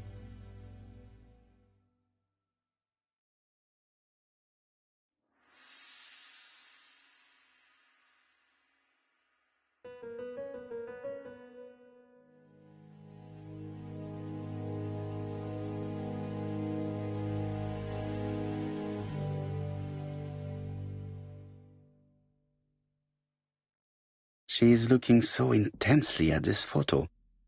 But is it really a sister that she's studying in this manner?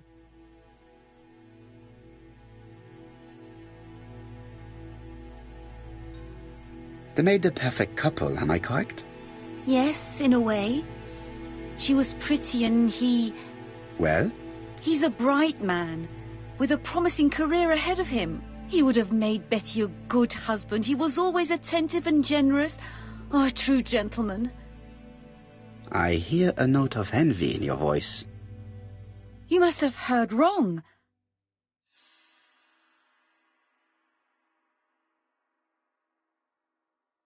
You have not mentioned Donald's jealousy.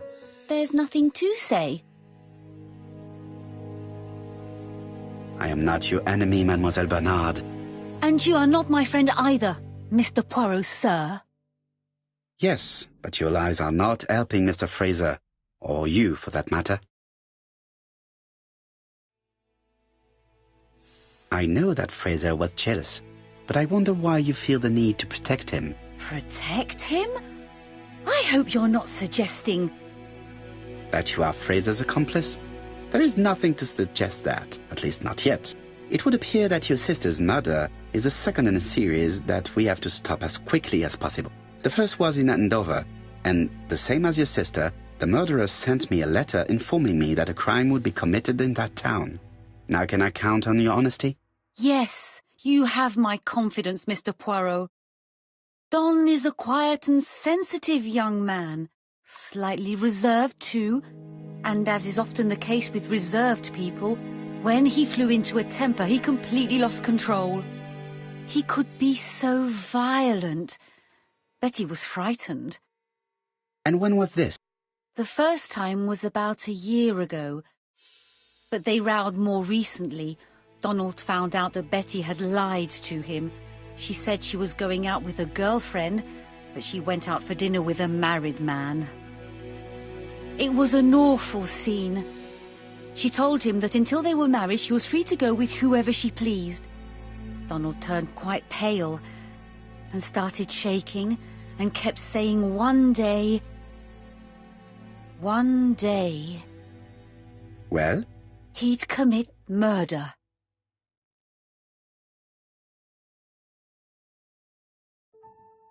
Do you think that is what happened? No, Mr. Poirot, I don't believe that. You yourself said he may be a recidivist madman. Don loved Betty with all his heart. I can't imagine for one instant that he would hurt her. Very good, Mademoiselle Bernard. Thank you for your help.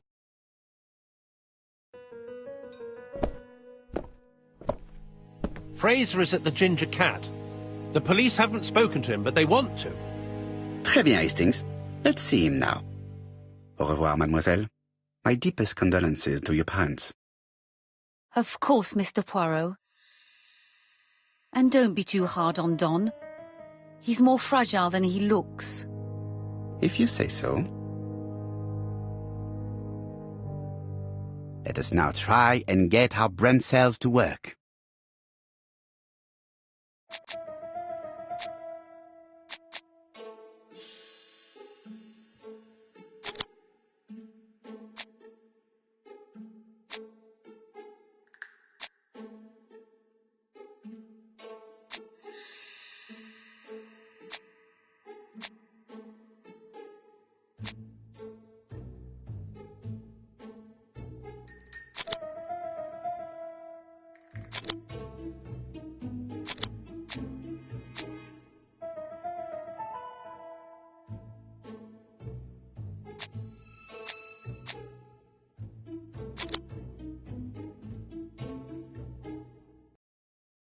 Let us now try and get our brain cells to work.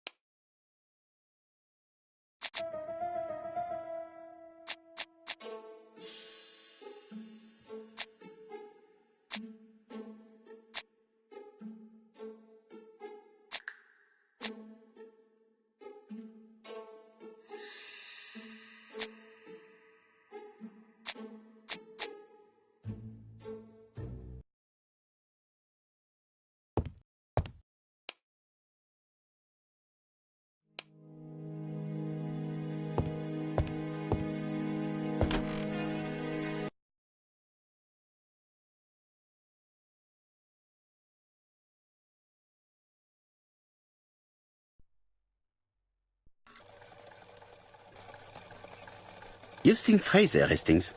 What is your feeling? He's a big chap. Fragile isn't exactly the word that springs to mind. I talked to his landlady before seeing him. She went to bed at 11. Fraser wasn't home yet. Bien. Megan Barnard said he is a reserved character but with a nasty temper. We will see if this is the case.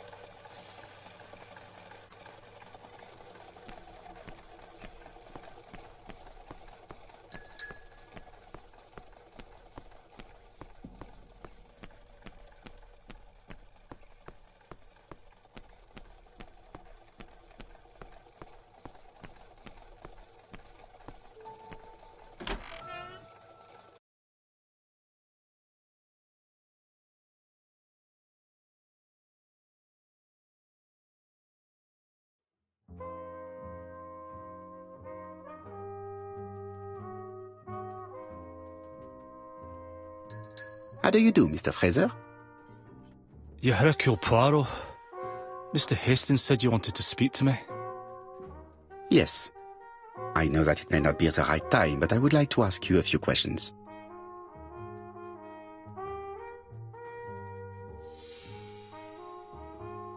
This man looks suspicious.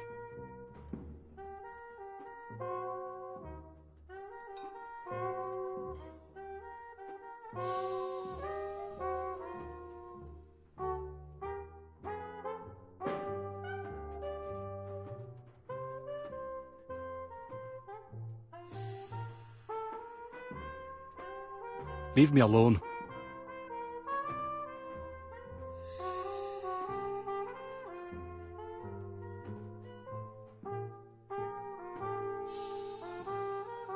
Donald Fraser is in a terrible state, as if he hadn't slept all night. And he's drinking White Horse.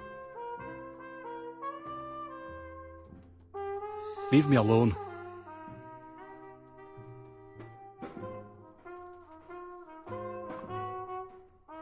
Tell me that it's a mistake. That Betty isn't dead. Sadly, your lady friend has been murdered, Mr. Fraser. Oh, Betty, if only you'd listened.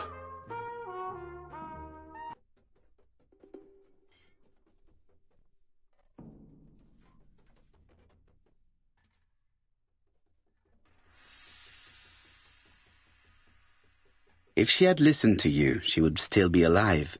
Should I take that to be a confession? With that sort of thinking, you must send a lot of innocent men to prison. Under different circumstances, I might even find you amusing, sir. It's no time for amusement, Mr. Fraser. It is time to find your fiancé's killer. Did you know what her plans were for the evening? She said she was having dinner with her sister. Yet, Megan only returned to Bexhill this morning, Mr. Fraser. I didn't know. Right. May I ask you what you were doing yesterday evening? I spent the evening working. Your colleagues can confirm this? No, I often take work home with me.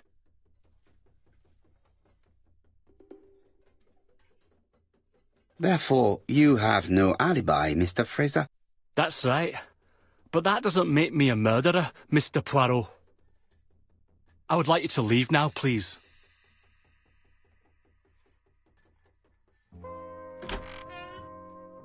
Ah, I knew I'd find you here, Poirot.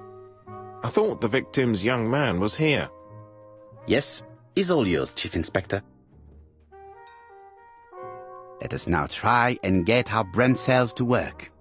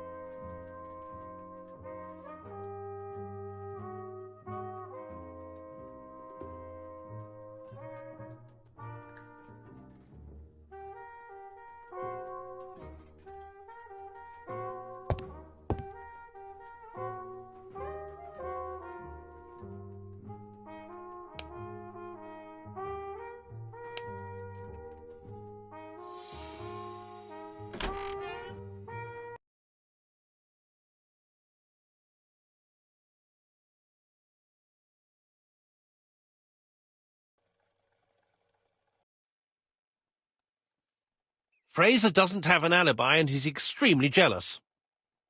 You are very skilled at summing up. And yet you haven't asked Japp to arrest him. It is too soon.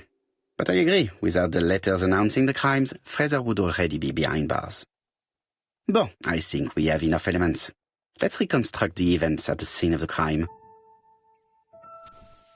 I can't imagine how the murderer wasn't seen, though. Surely she must have struggled. Let us try and imagine the scene.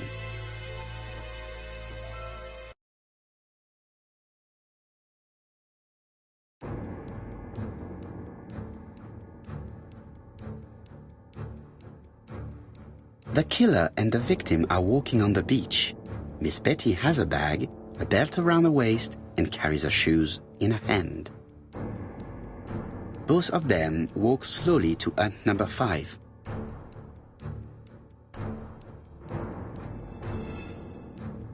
Both of them walk slowly to hut number 6.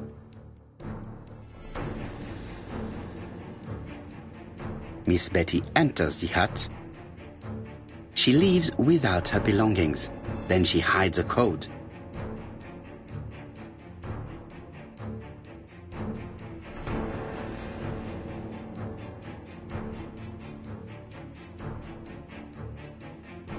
They keep walking. Then she removes her belt. The murderer moves behind her and then attacks her by surprise. The body falls, lifeless, on the sand. Everything appears to match the crime scene, mon cher Hastings. That is exactly what happened.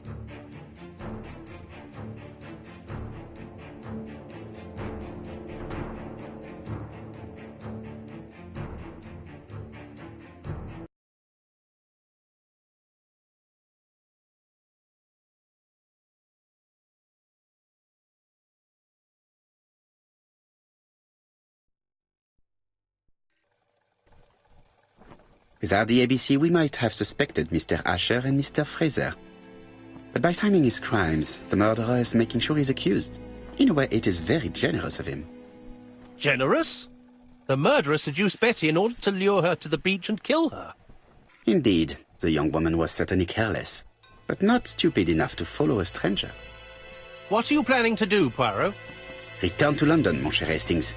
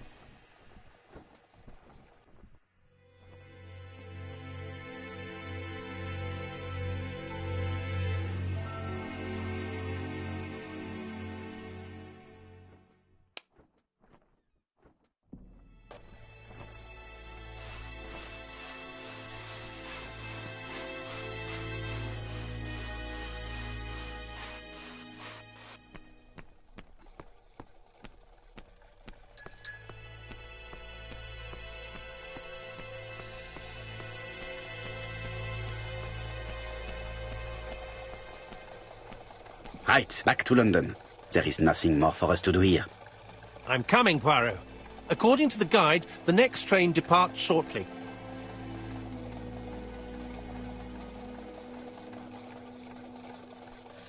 Right, back to London. There is nothing more for us to do here.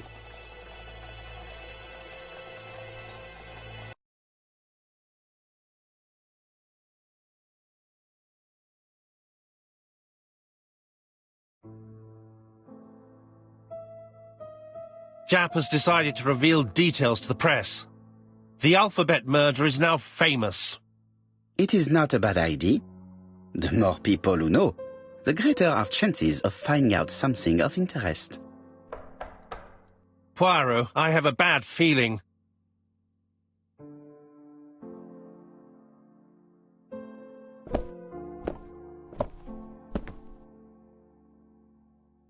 Poor Mr. Poirot, not so good at these little criminal matters as you thought yourself, are you? Rather past your prime, perhaps. Let us see if you can do any better this time. This time, it's an easy one. Churston on the 30th. Do try and do something about it. It's a bit dull having it all my own way, you know. Good hunting. Ever yours, ABC.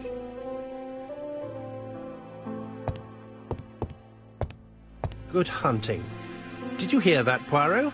The murderer seems to be taking it all as a game, a challenge. He will strike on 30th in Churston. We must warn Scotland Yard. No time to lose. We must prepare our suitcases for Churston. Mon Dieu, it is already 10 o'clock. I will call Scotland Yard immediately.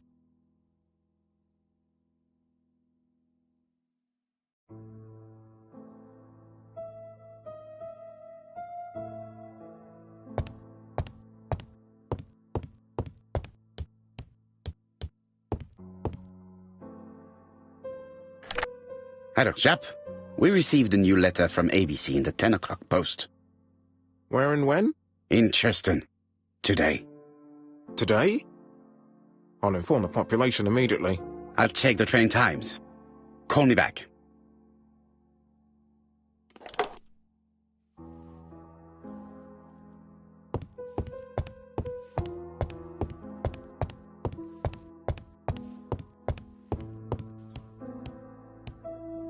Hastings, what you are doing is an absolute disaster.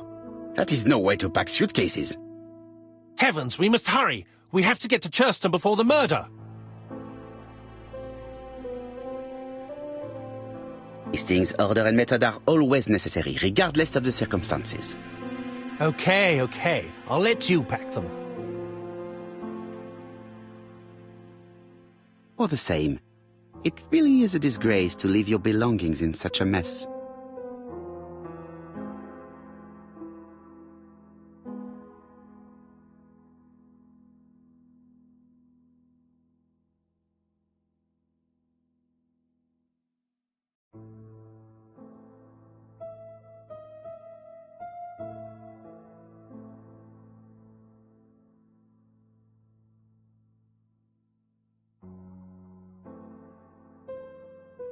Voila!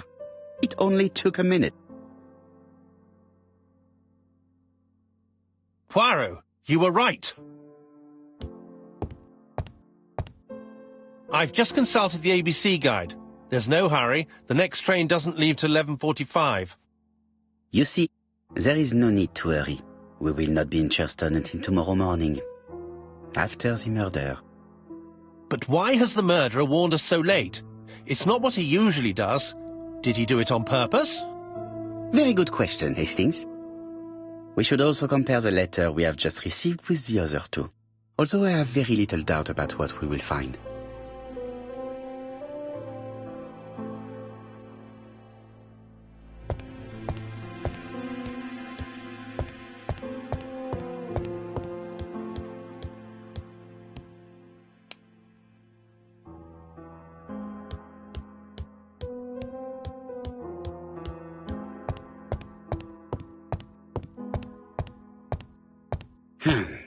In his haste, Hastings tore the envelope.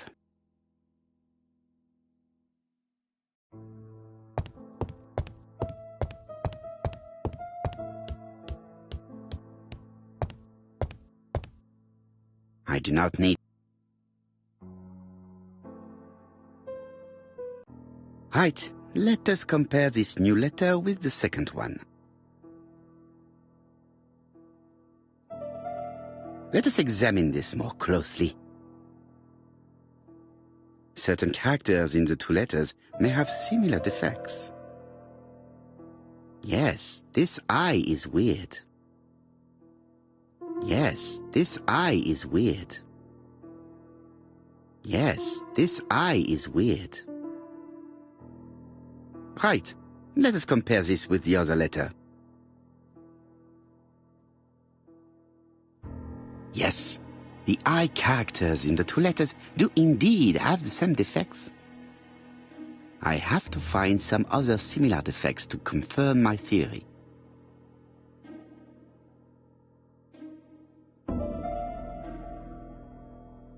Yes, the A appears to be quite unusual. Right, let us compare.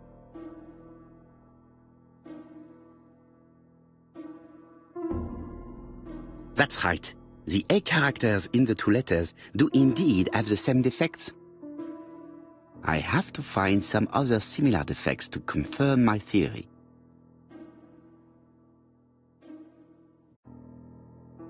The W is not printed properly. The W is not printed properly.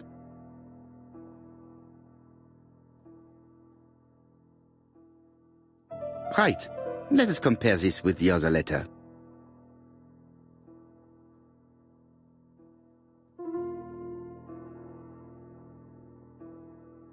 Of course, the W characters in the two letters do indeed have the same defect. My theory was right. These two letters were written with the same typewriter.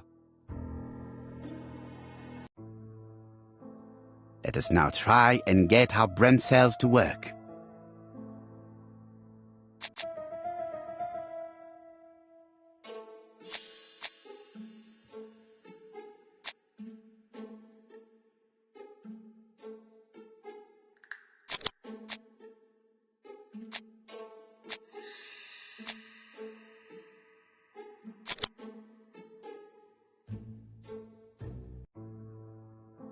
The letter should have arrived in time. The postmark shows that it was sent 3 days ago. However, our man made a mistake in the address, which explains the delay. All the same, the post office took their time correcting the error. Come on, Poirot. Your address is not quite as well known as that of Scotland Yard. Poirot, the telephone. It must be Jap.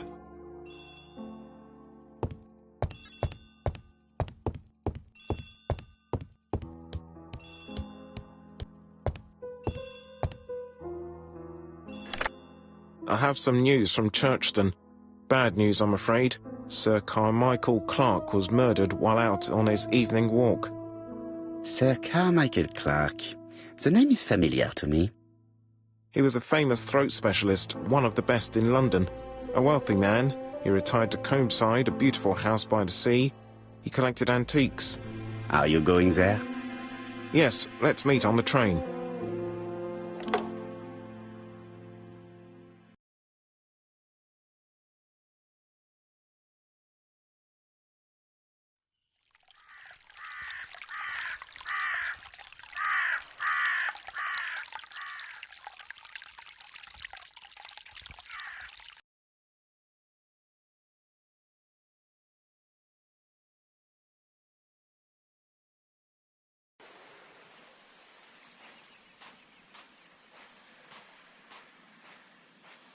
The victim is called Sir Carmichael Clark, one of the best throat specialists in London.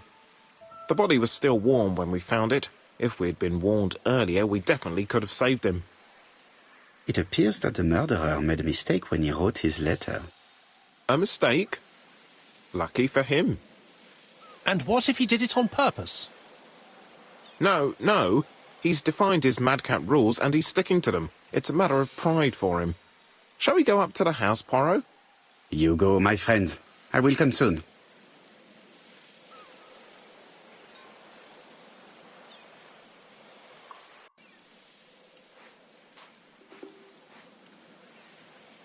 Jap has emptied the victim's pockets and has laid out their contents on this piece of wax cloth.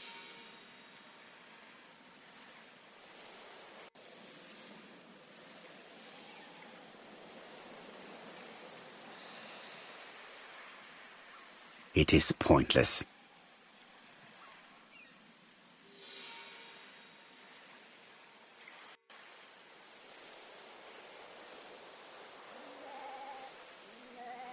An oriental dragon. It's an old piece, much older than the pocket watch on which it was fastened.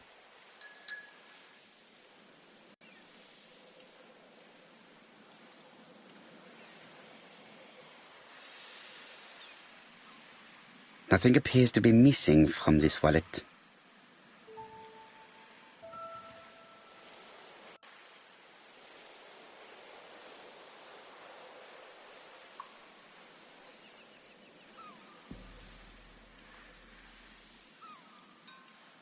A signet ring, very probably with the Clark family's coat of arms.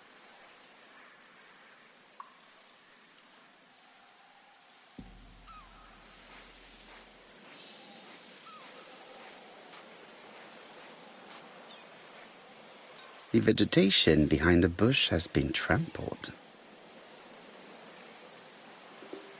The body is just in front of a bush, one of the only bushes in the surrounding area.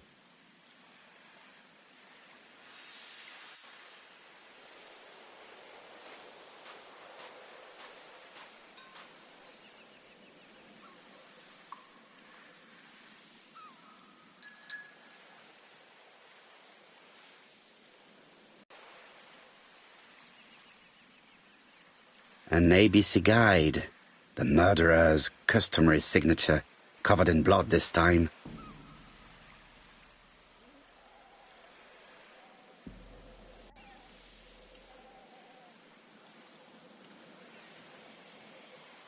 Sir Carmichael's throat was cut. It's a clean incision, a professional murder. Apart from the wound to the throat, the body is untouched. No cuts, no bruises.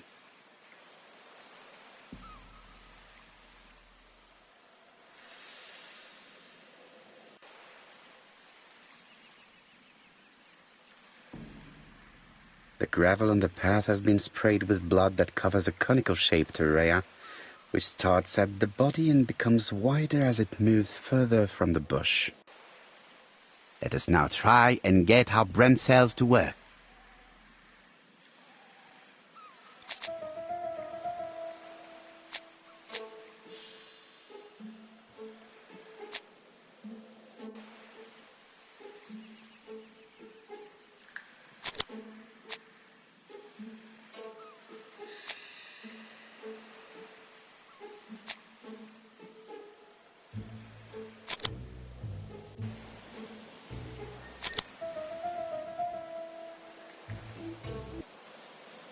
Sir Carmichael had his back to the bush when the killer cut his throat from behind.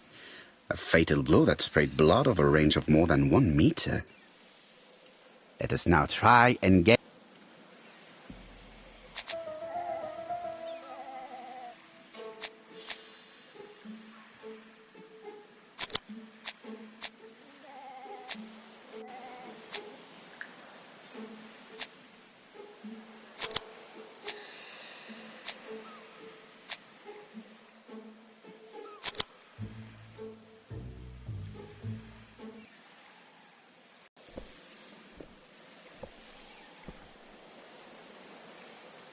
Have you finished, Poirot? Chief Inspector, many questions remain unanswered, but I am certain of one thing. The killer has prepared his crime very carefully. Quite right. He must have known Sir Carmichael's movements well to plan such an attack. The murderer struck with terrible savagery. Yes, blood flowed. It's the first time he's attacked a man. He armed himself accordingly. Have you spoken to the victim's family, Chief Inspector? I've spoken to the brother, Franklin Clark. I didn't get much out of him. He's yours. I must get the body removed.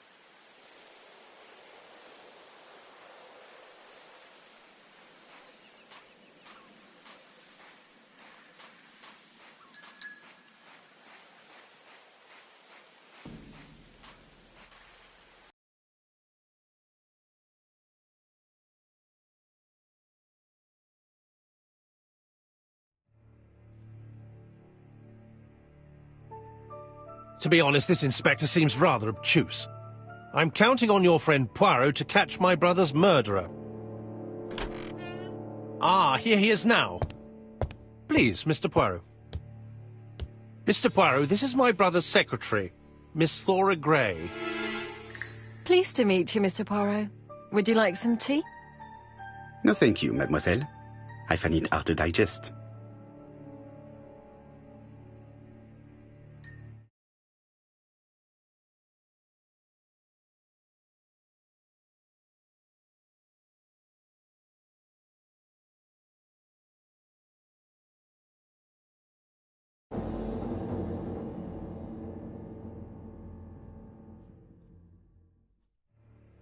It is now the right time.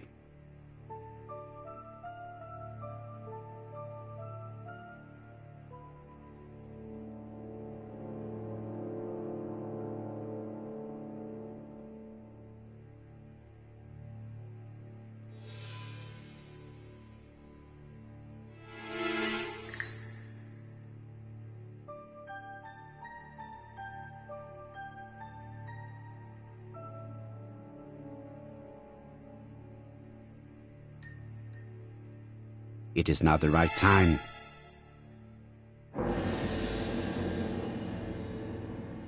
There is something very viril about him.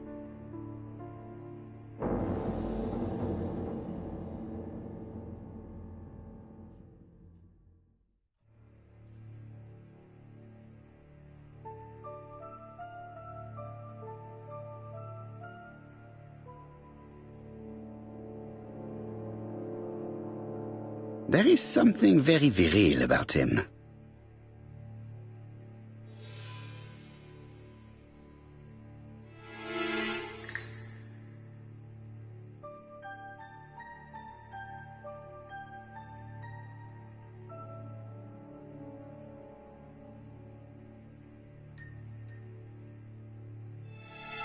There is something very viril about him.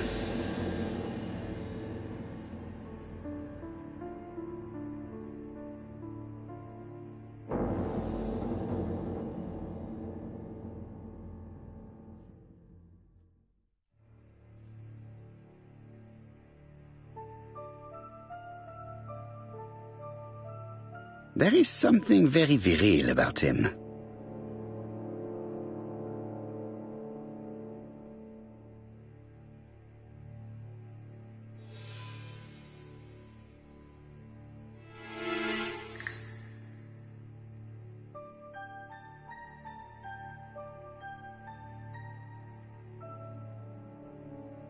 There is something very viril about him. Rankin Clark is an adventurer, the sort of man that women like.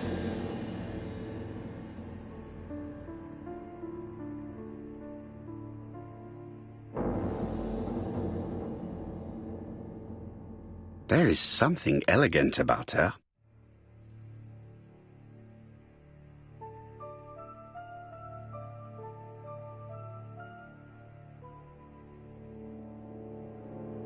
She has good taste, except perhaps in her choice of jewelry.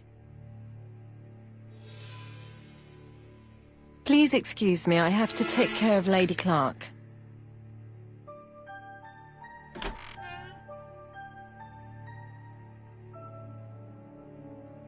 My brother's wife is gravely ill. You will probably want to question her, but I fear that it won't be possible today.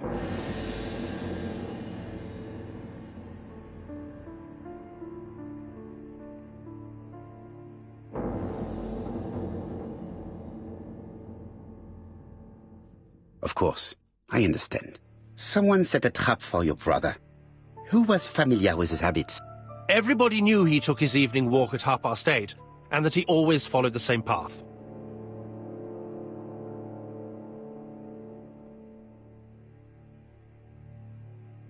And did people of the village know Sir Carmichael's habits? I don't know. It's possible. What were you doing last night? After dinner, I went to my bedroom. At 11 in the evening, the telephone rang. It was the police. I went to look for my brother.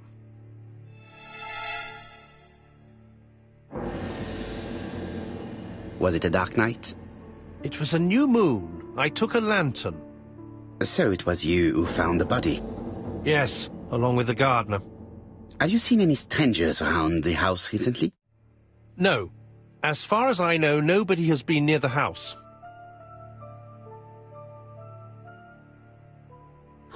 Miss Clark.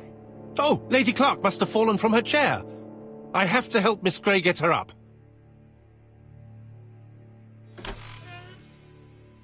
Hastings, while our host is gone, let's examine the drawing room. But, Poirot, a gentleman shouldn't... I take full responsibility. All you have to do is to leave the drawing room door ajar and let me know if anyone is coming.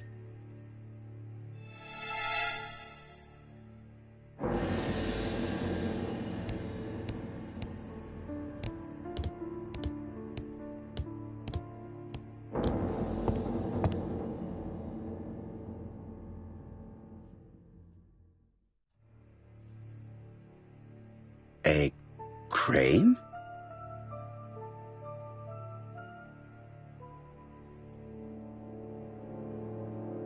A turtle.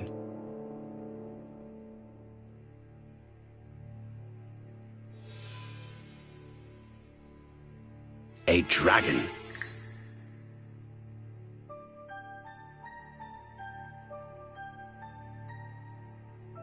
A tiger.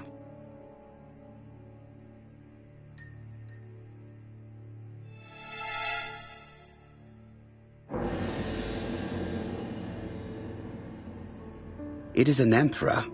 His place at the center of the table is probably symbolic.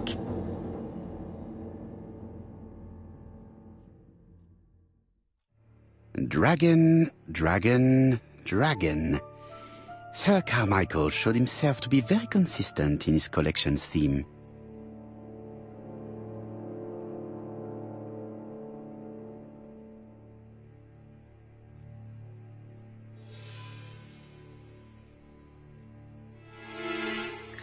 Comside's private collection, purchases since 1920.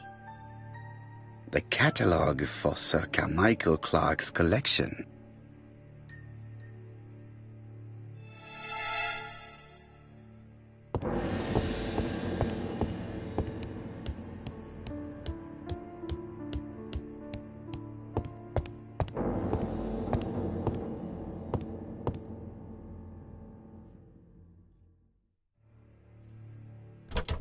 It's locked.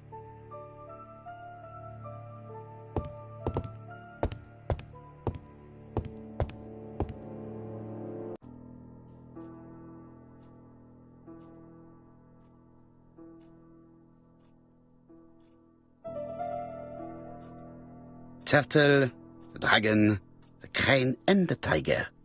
I think I've already seen this motif somewhere.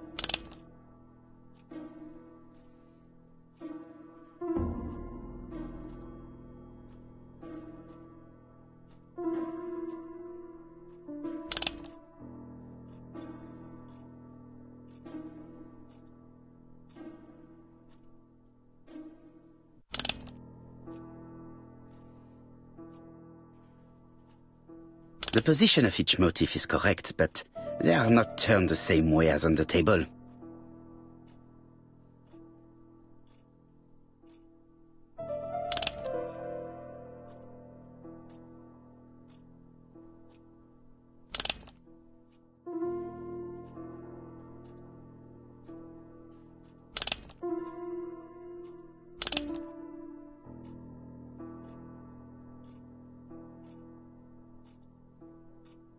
The position of each motif is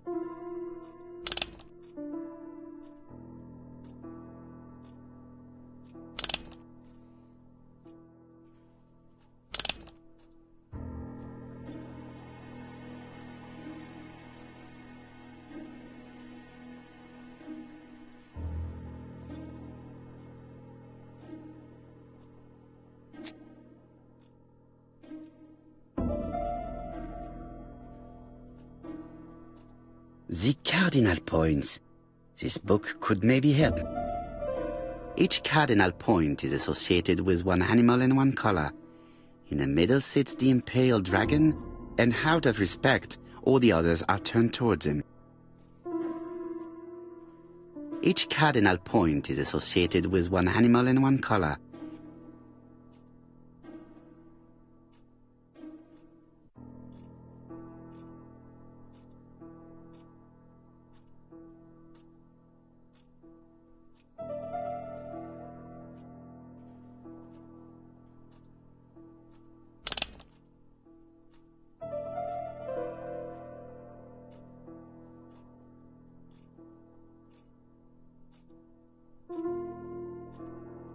The position of each motif is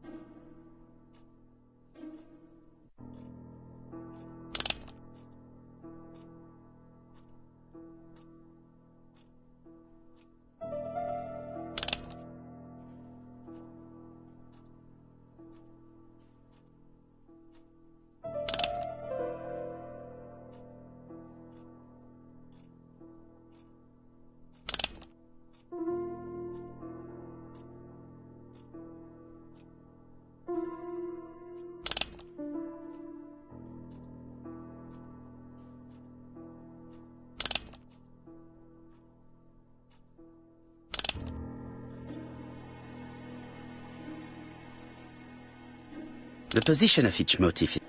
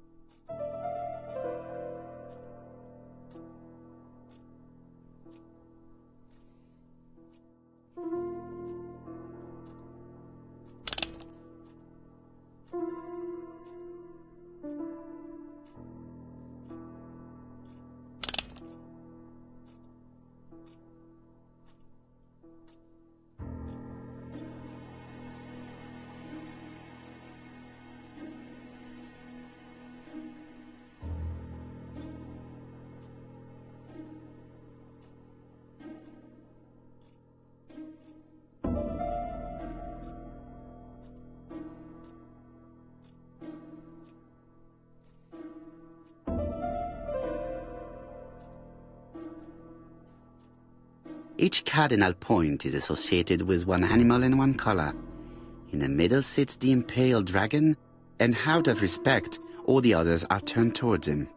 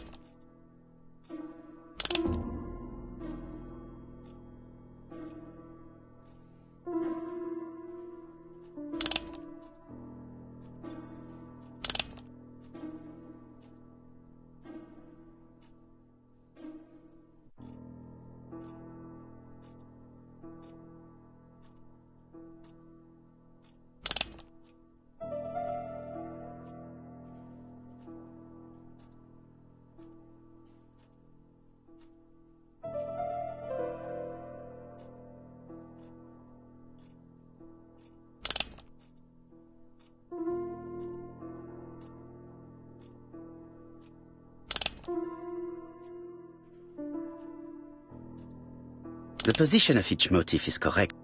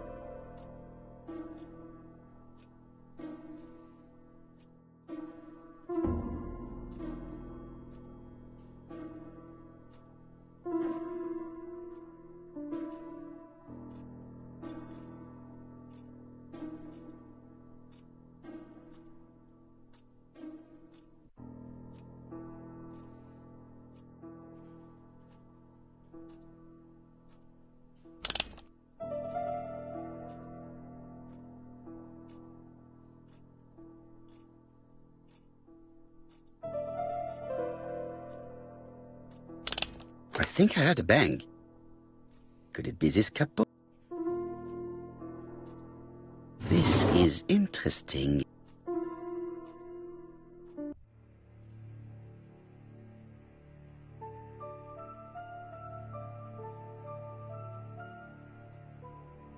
Ernest Logan, MD, Brighton Cancer Institute, 201 Dusk Road, Brighton, Sussex. To Sir Carmichael Clark, MD, Comsite Churston, Devon. Brighton, 1935, January the 5th. As a man of science, I owe it to you to be completely frank. Lady Clark, your wife is suffering from a generalized terminal cancer. I confess I didn't suspect anything like that during the first exams. But with the test results I have received today, there is unfortunately no place for doubt. I estimate that Lady Clark's life expectancy is no more than 1 year. Hospitalization would not help in her case, so I advise you to keep her at home and provide her with as much morphine as required to ease her last moments. Yours sincerely, Ernest Logan.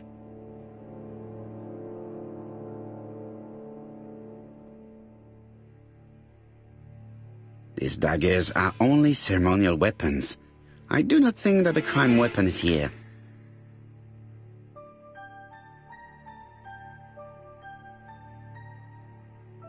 Here's Miss Grey. Sorry to keep you waiting. Lady Clark's condition requires regular care. I believe you want to ask me a few questions. Indeed, mademoiselle. This porcelain is remarkable. Is it old? It's about 3 centuries old, I believe. Wait, let me find the reference.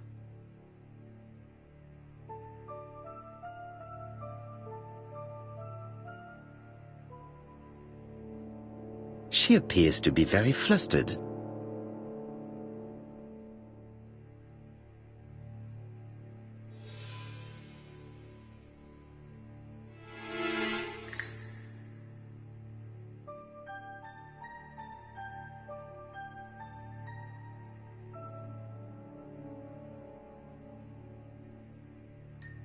Just a minute, please, Mr. Poirot.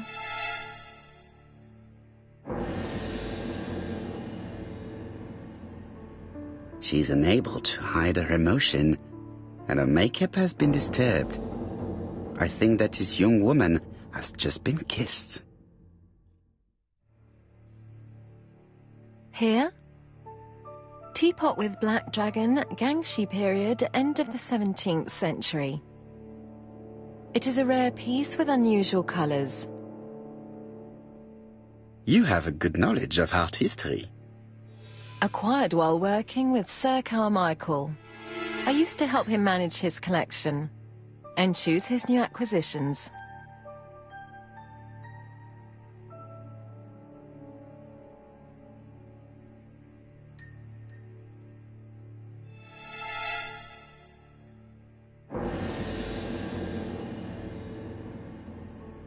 Was it difficult working for this elderly gentleman? He wasn't old. Well, I mean... Did you have a good relationship with your employer? He treated me well, and I am sorry for his death. Have you seen any strangers hanging around in the past few days? No. Nobody has been near Comside.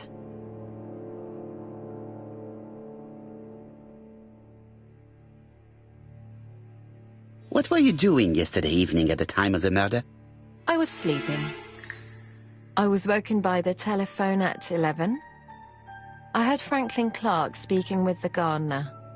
They left with some lanterns and they found the body.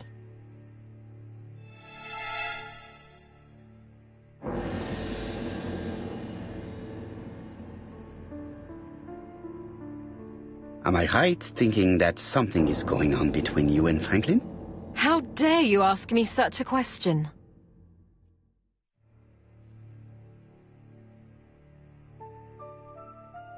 And you? How do you dare kiss your good friend in the house of a dead man? Mr. Poirot, you are behaving despicably.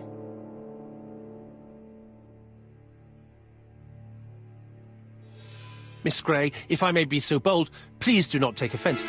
My friend has rather unusual methods, but all he wants is to find the murderer. Yes, I understand.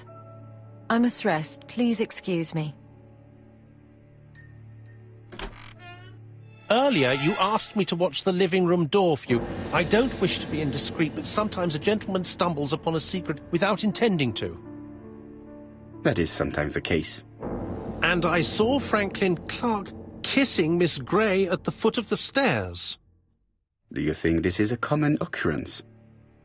No, I saw emotion, intensity. I think it was their first kiss. Well done, mon ami. Well spotted. However, I don't think I completely understand this business. Why did Sir Carmichael not defend himself? He appeared to have been active and strong. The murderer did not give him a chance. Let us try and reconstruct the scene.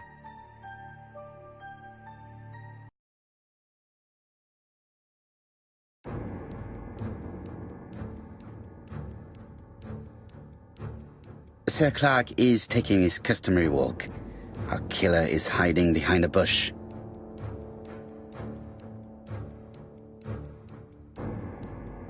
The old man walks quietly along the gravel path.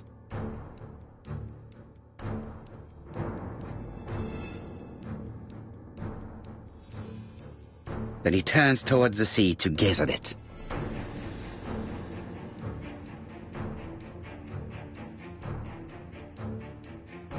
The killer leaves his hiding place on the right-hand side. He approaches silently over the grass. Then he throws himself on his prey and cuts the poor man's throat. He then lays down the ABC before leaving. Everything appears to match the crime scene, Monsieur Hastings. That is exactly what happened.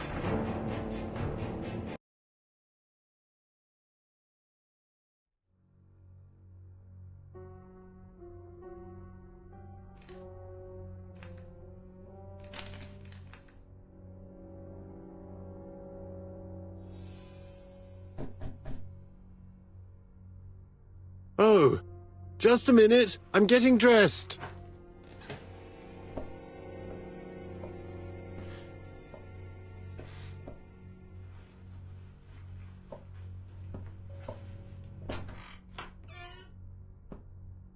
Mr. Kirst, have you recently returned from Churston? Yes. Indeed I have. Have you seen the papers? And to think that you might have rubbed shoulders with the killer. Imagine that. Mr. Kirst, are you all right? You don't seem well. My apologies. My throat is burning and my head feels heavy. It's ever since the war, you know. Since my injury, my head has never been the same.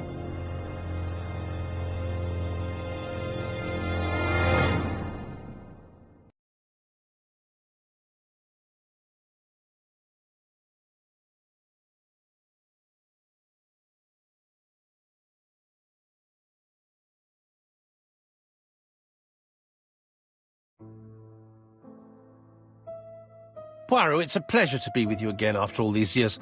I looked for a gift to thank you, and I found this propelling pencil.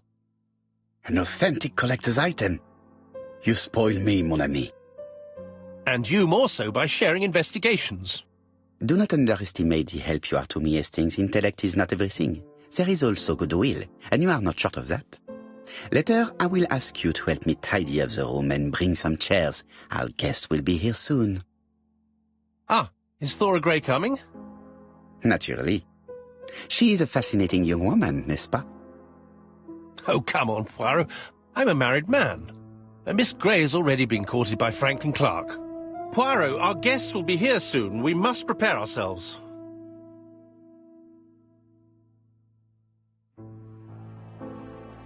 I should take advantage of the silence to examine them.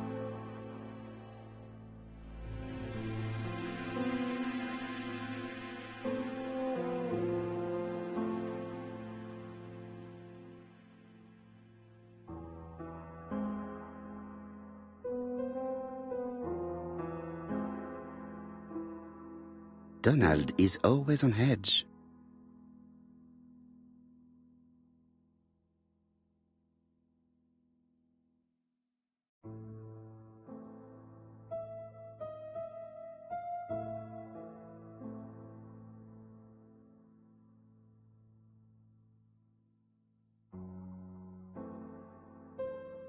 Donald Fraser is very nervous at the moment, even if he is trying hard to control himself.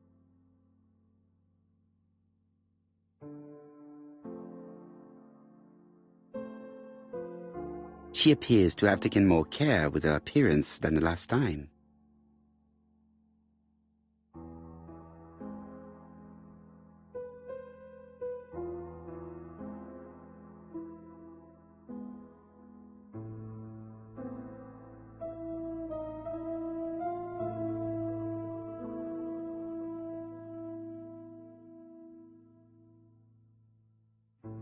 Mr. Poirot, I don't like being stared at. If you have something to say, would you please say it to me? She's looking at Mr. Fraser out of the corner of her eye. Did she make herself beautiful for him?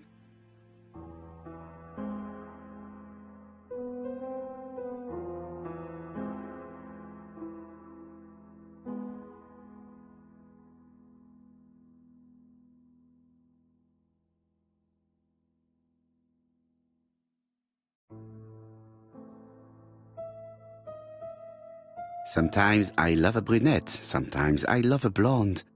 That's what the song says. The song says, sometimes I love a blonde who comes from Eden by way of Sweden. But I am not sure that this blonde is an angel.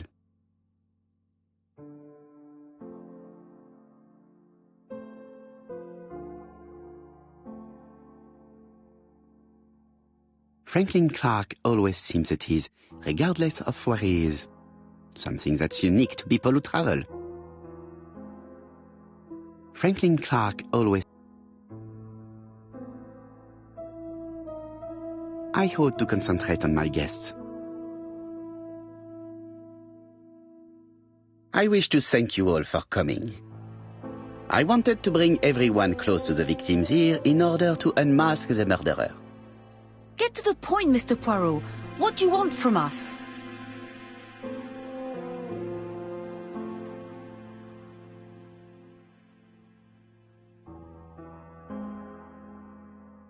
Megan, dear girl, please be patient. Mr. Poirot, how dare you address me by my first name? Please excuse me, mademoiselle. What I ask is that you search your memories. The murderer must have left some trace. Yes, he must have prepared his crimes very carefully. Tout à fait. He did not get to Bexhill at midnight in order to strangle a young girl whose name by chance starts with P. Must we go into that?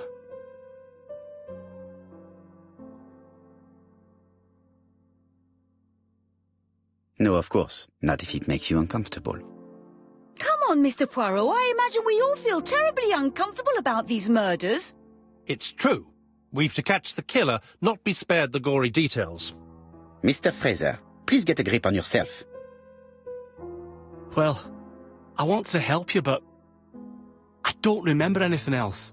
Nothing I haven't already said. And you, Mademoiselle Barnard, did your sister say if she was seeing another man? She never would have told me.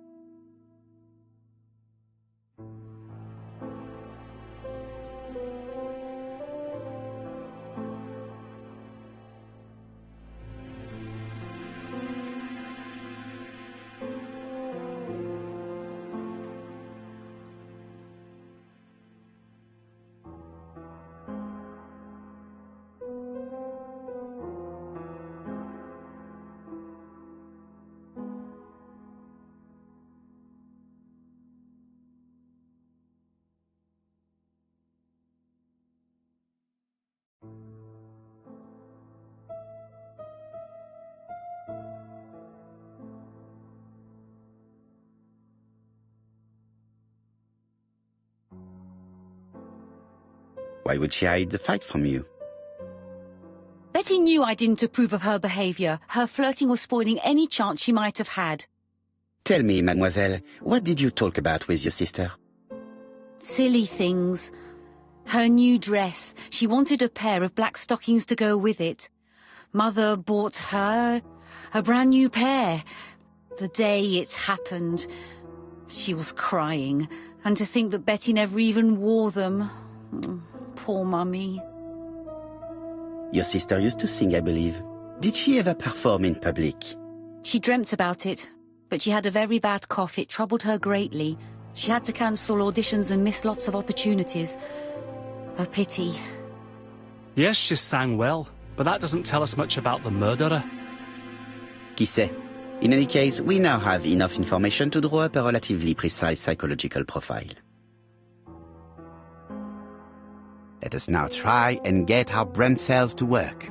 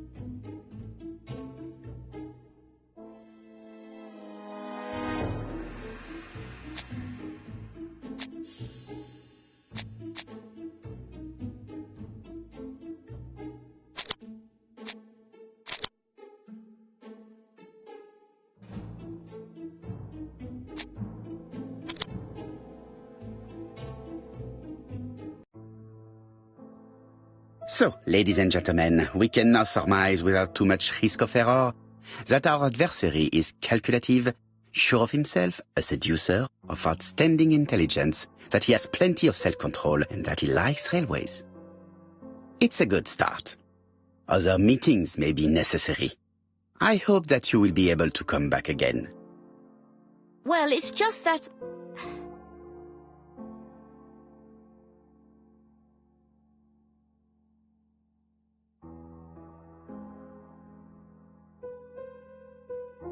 Is something bothering you, Mary?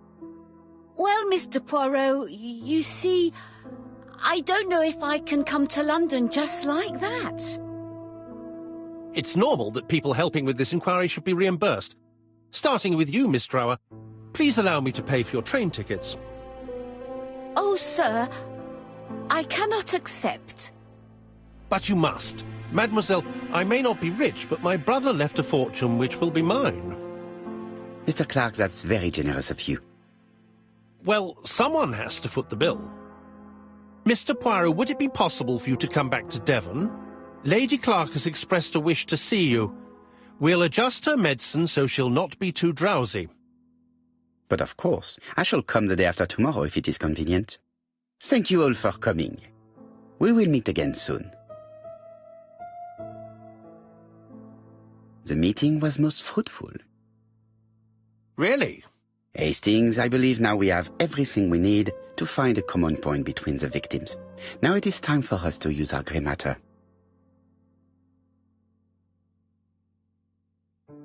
Let us now try and get our brain cells to work.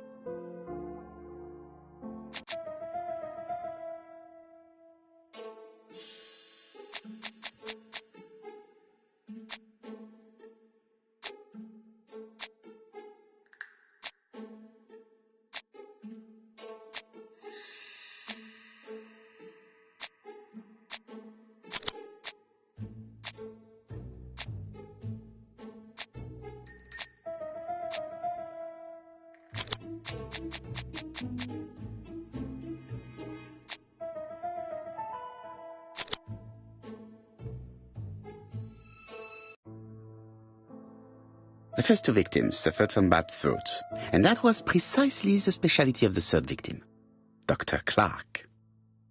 We have a lead. It would pay to take a closer look at the medical records of Dr. Clark's patients.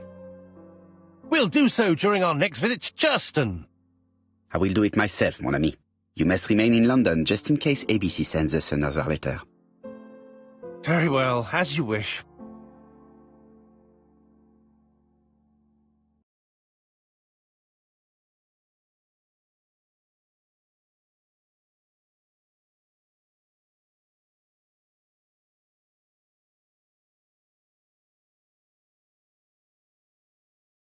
Thank you for coming, Mr. Poirot. Lady Clark is waiting for you in her bedroom on the first floor. Please excuse me, I cannot stay for the interview. I've to take Miss Gray to the station to see our lawyer in Torquay.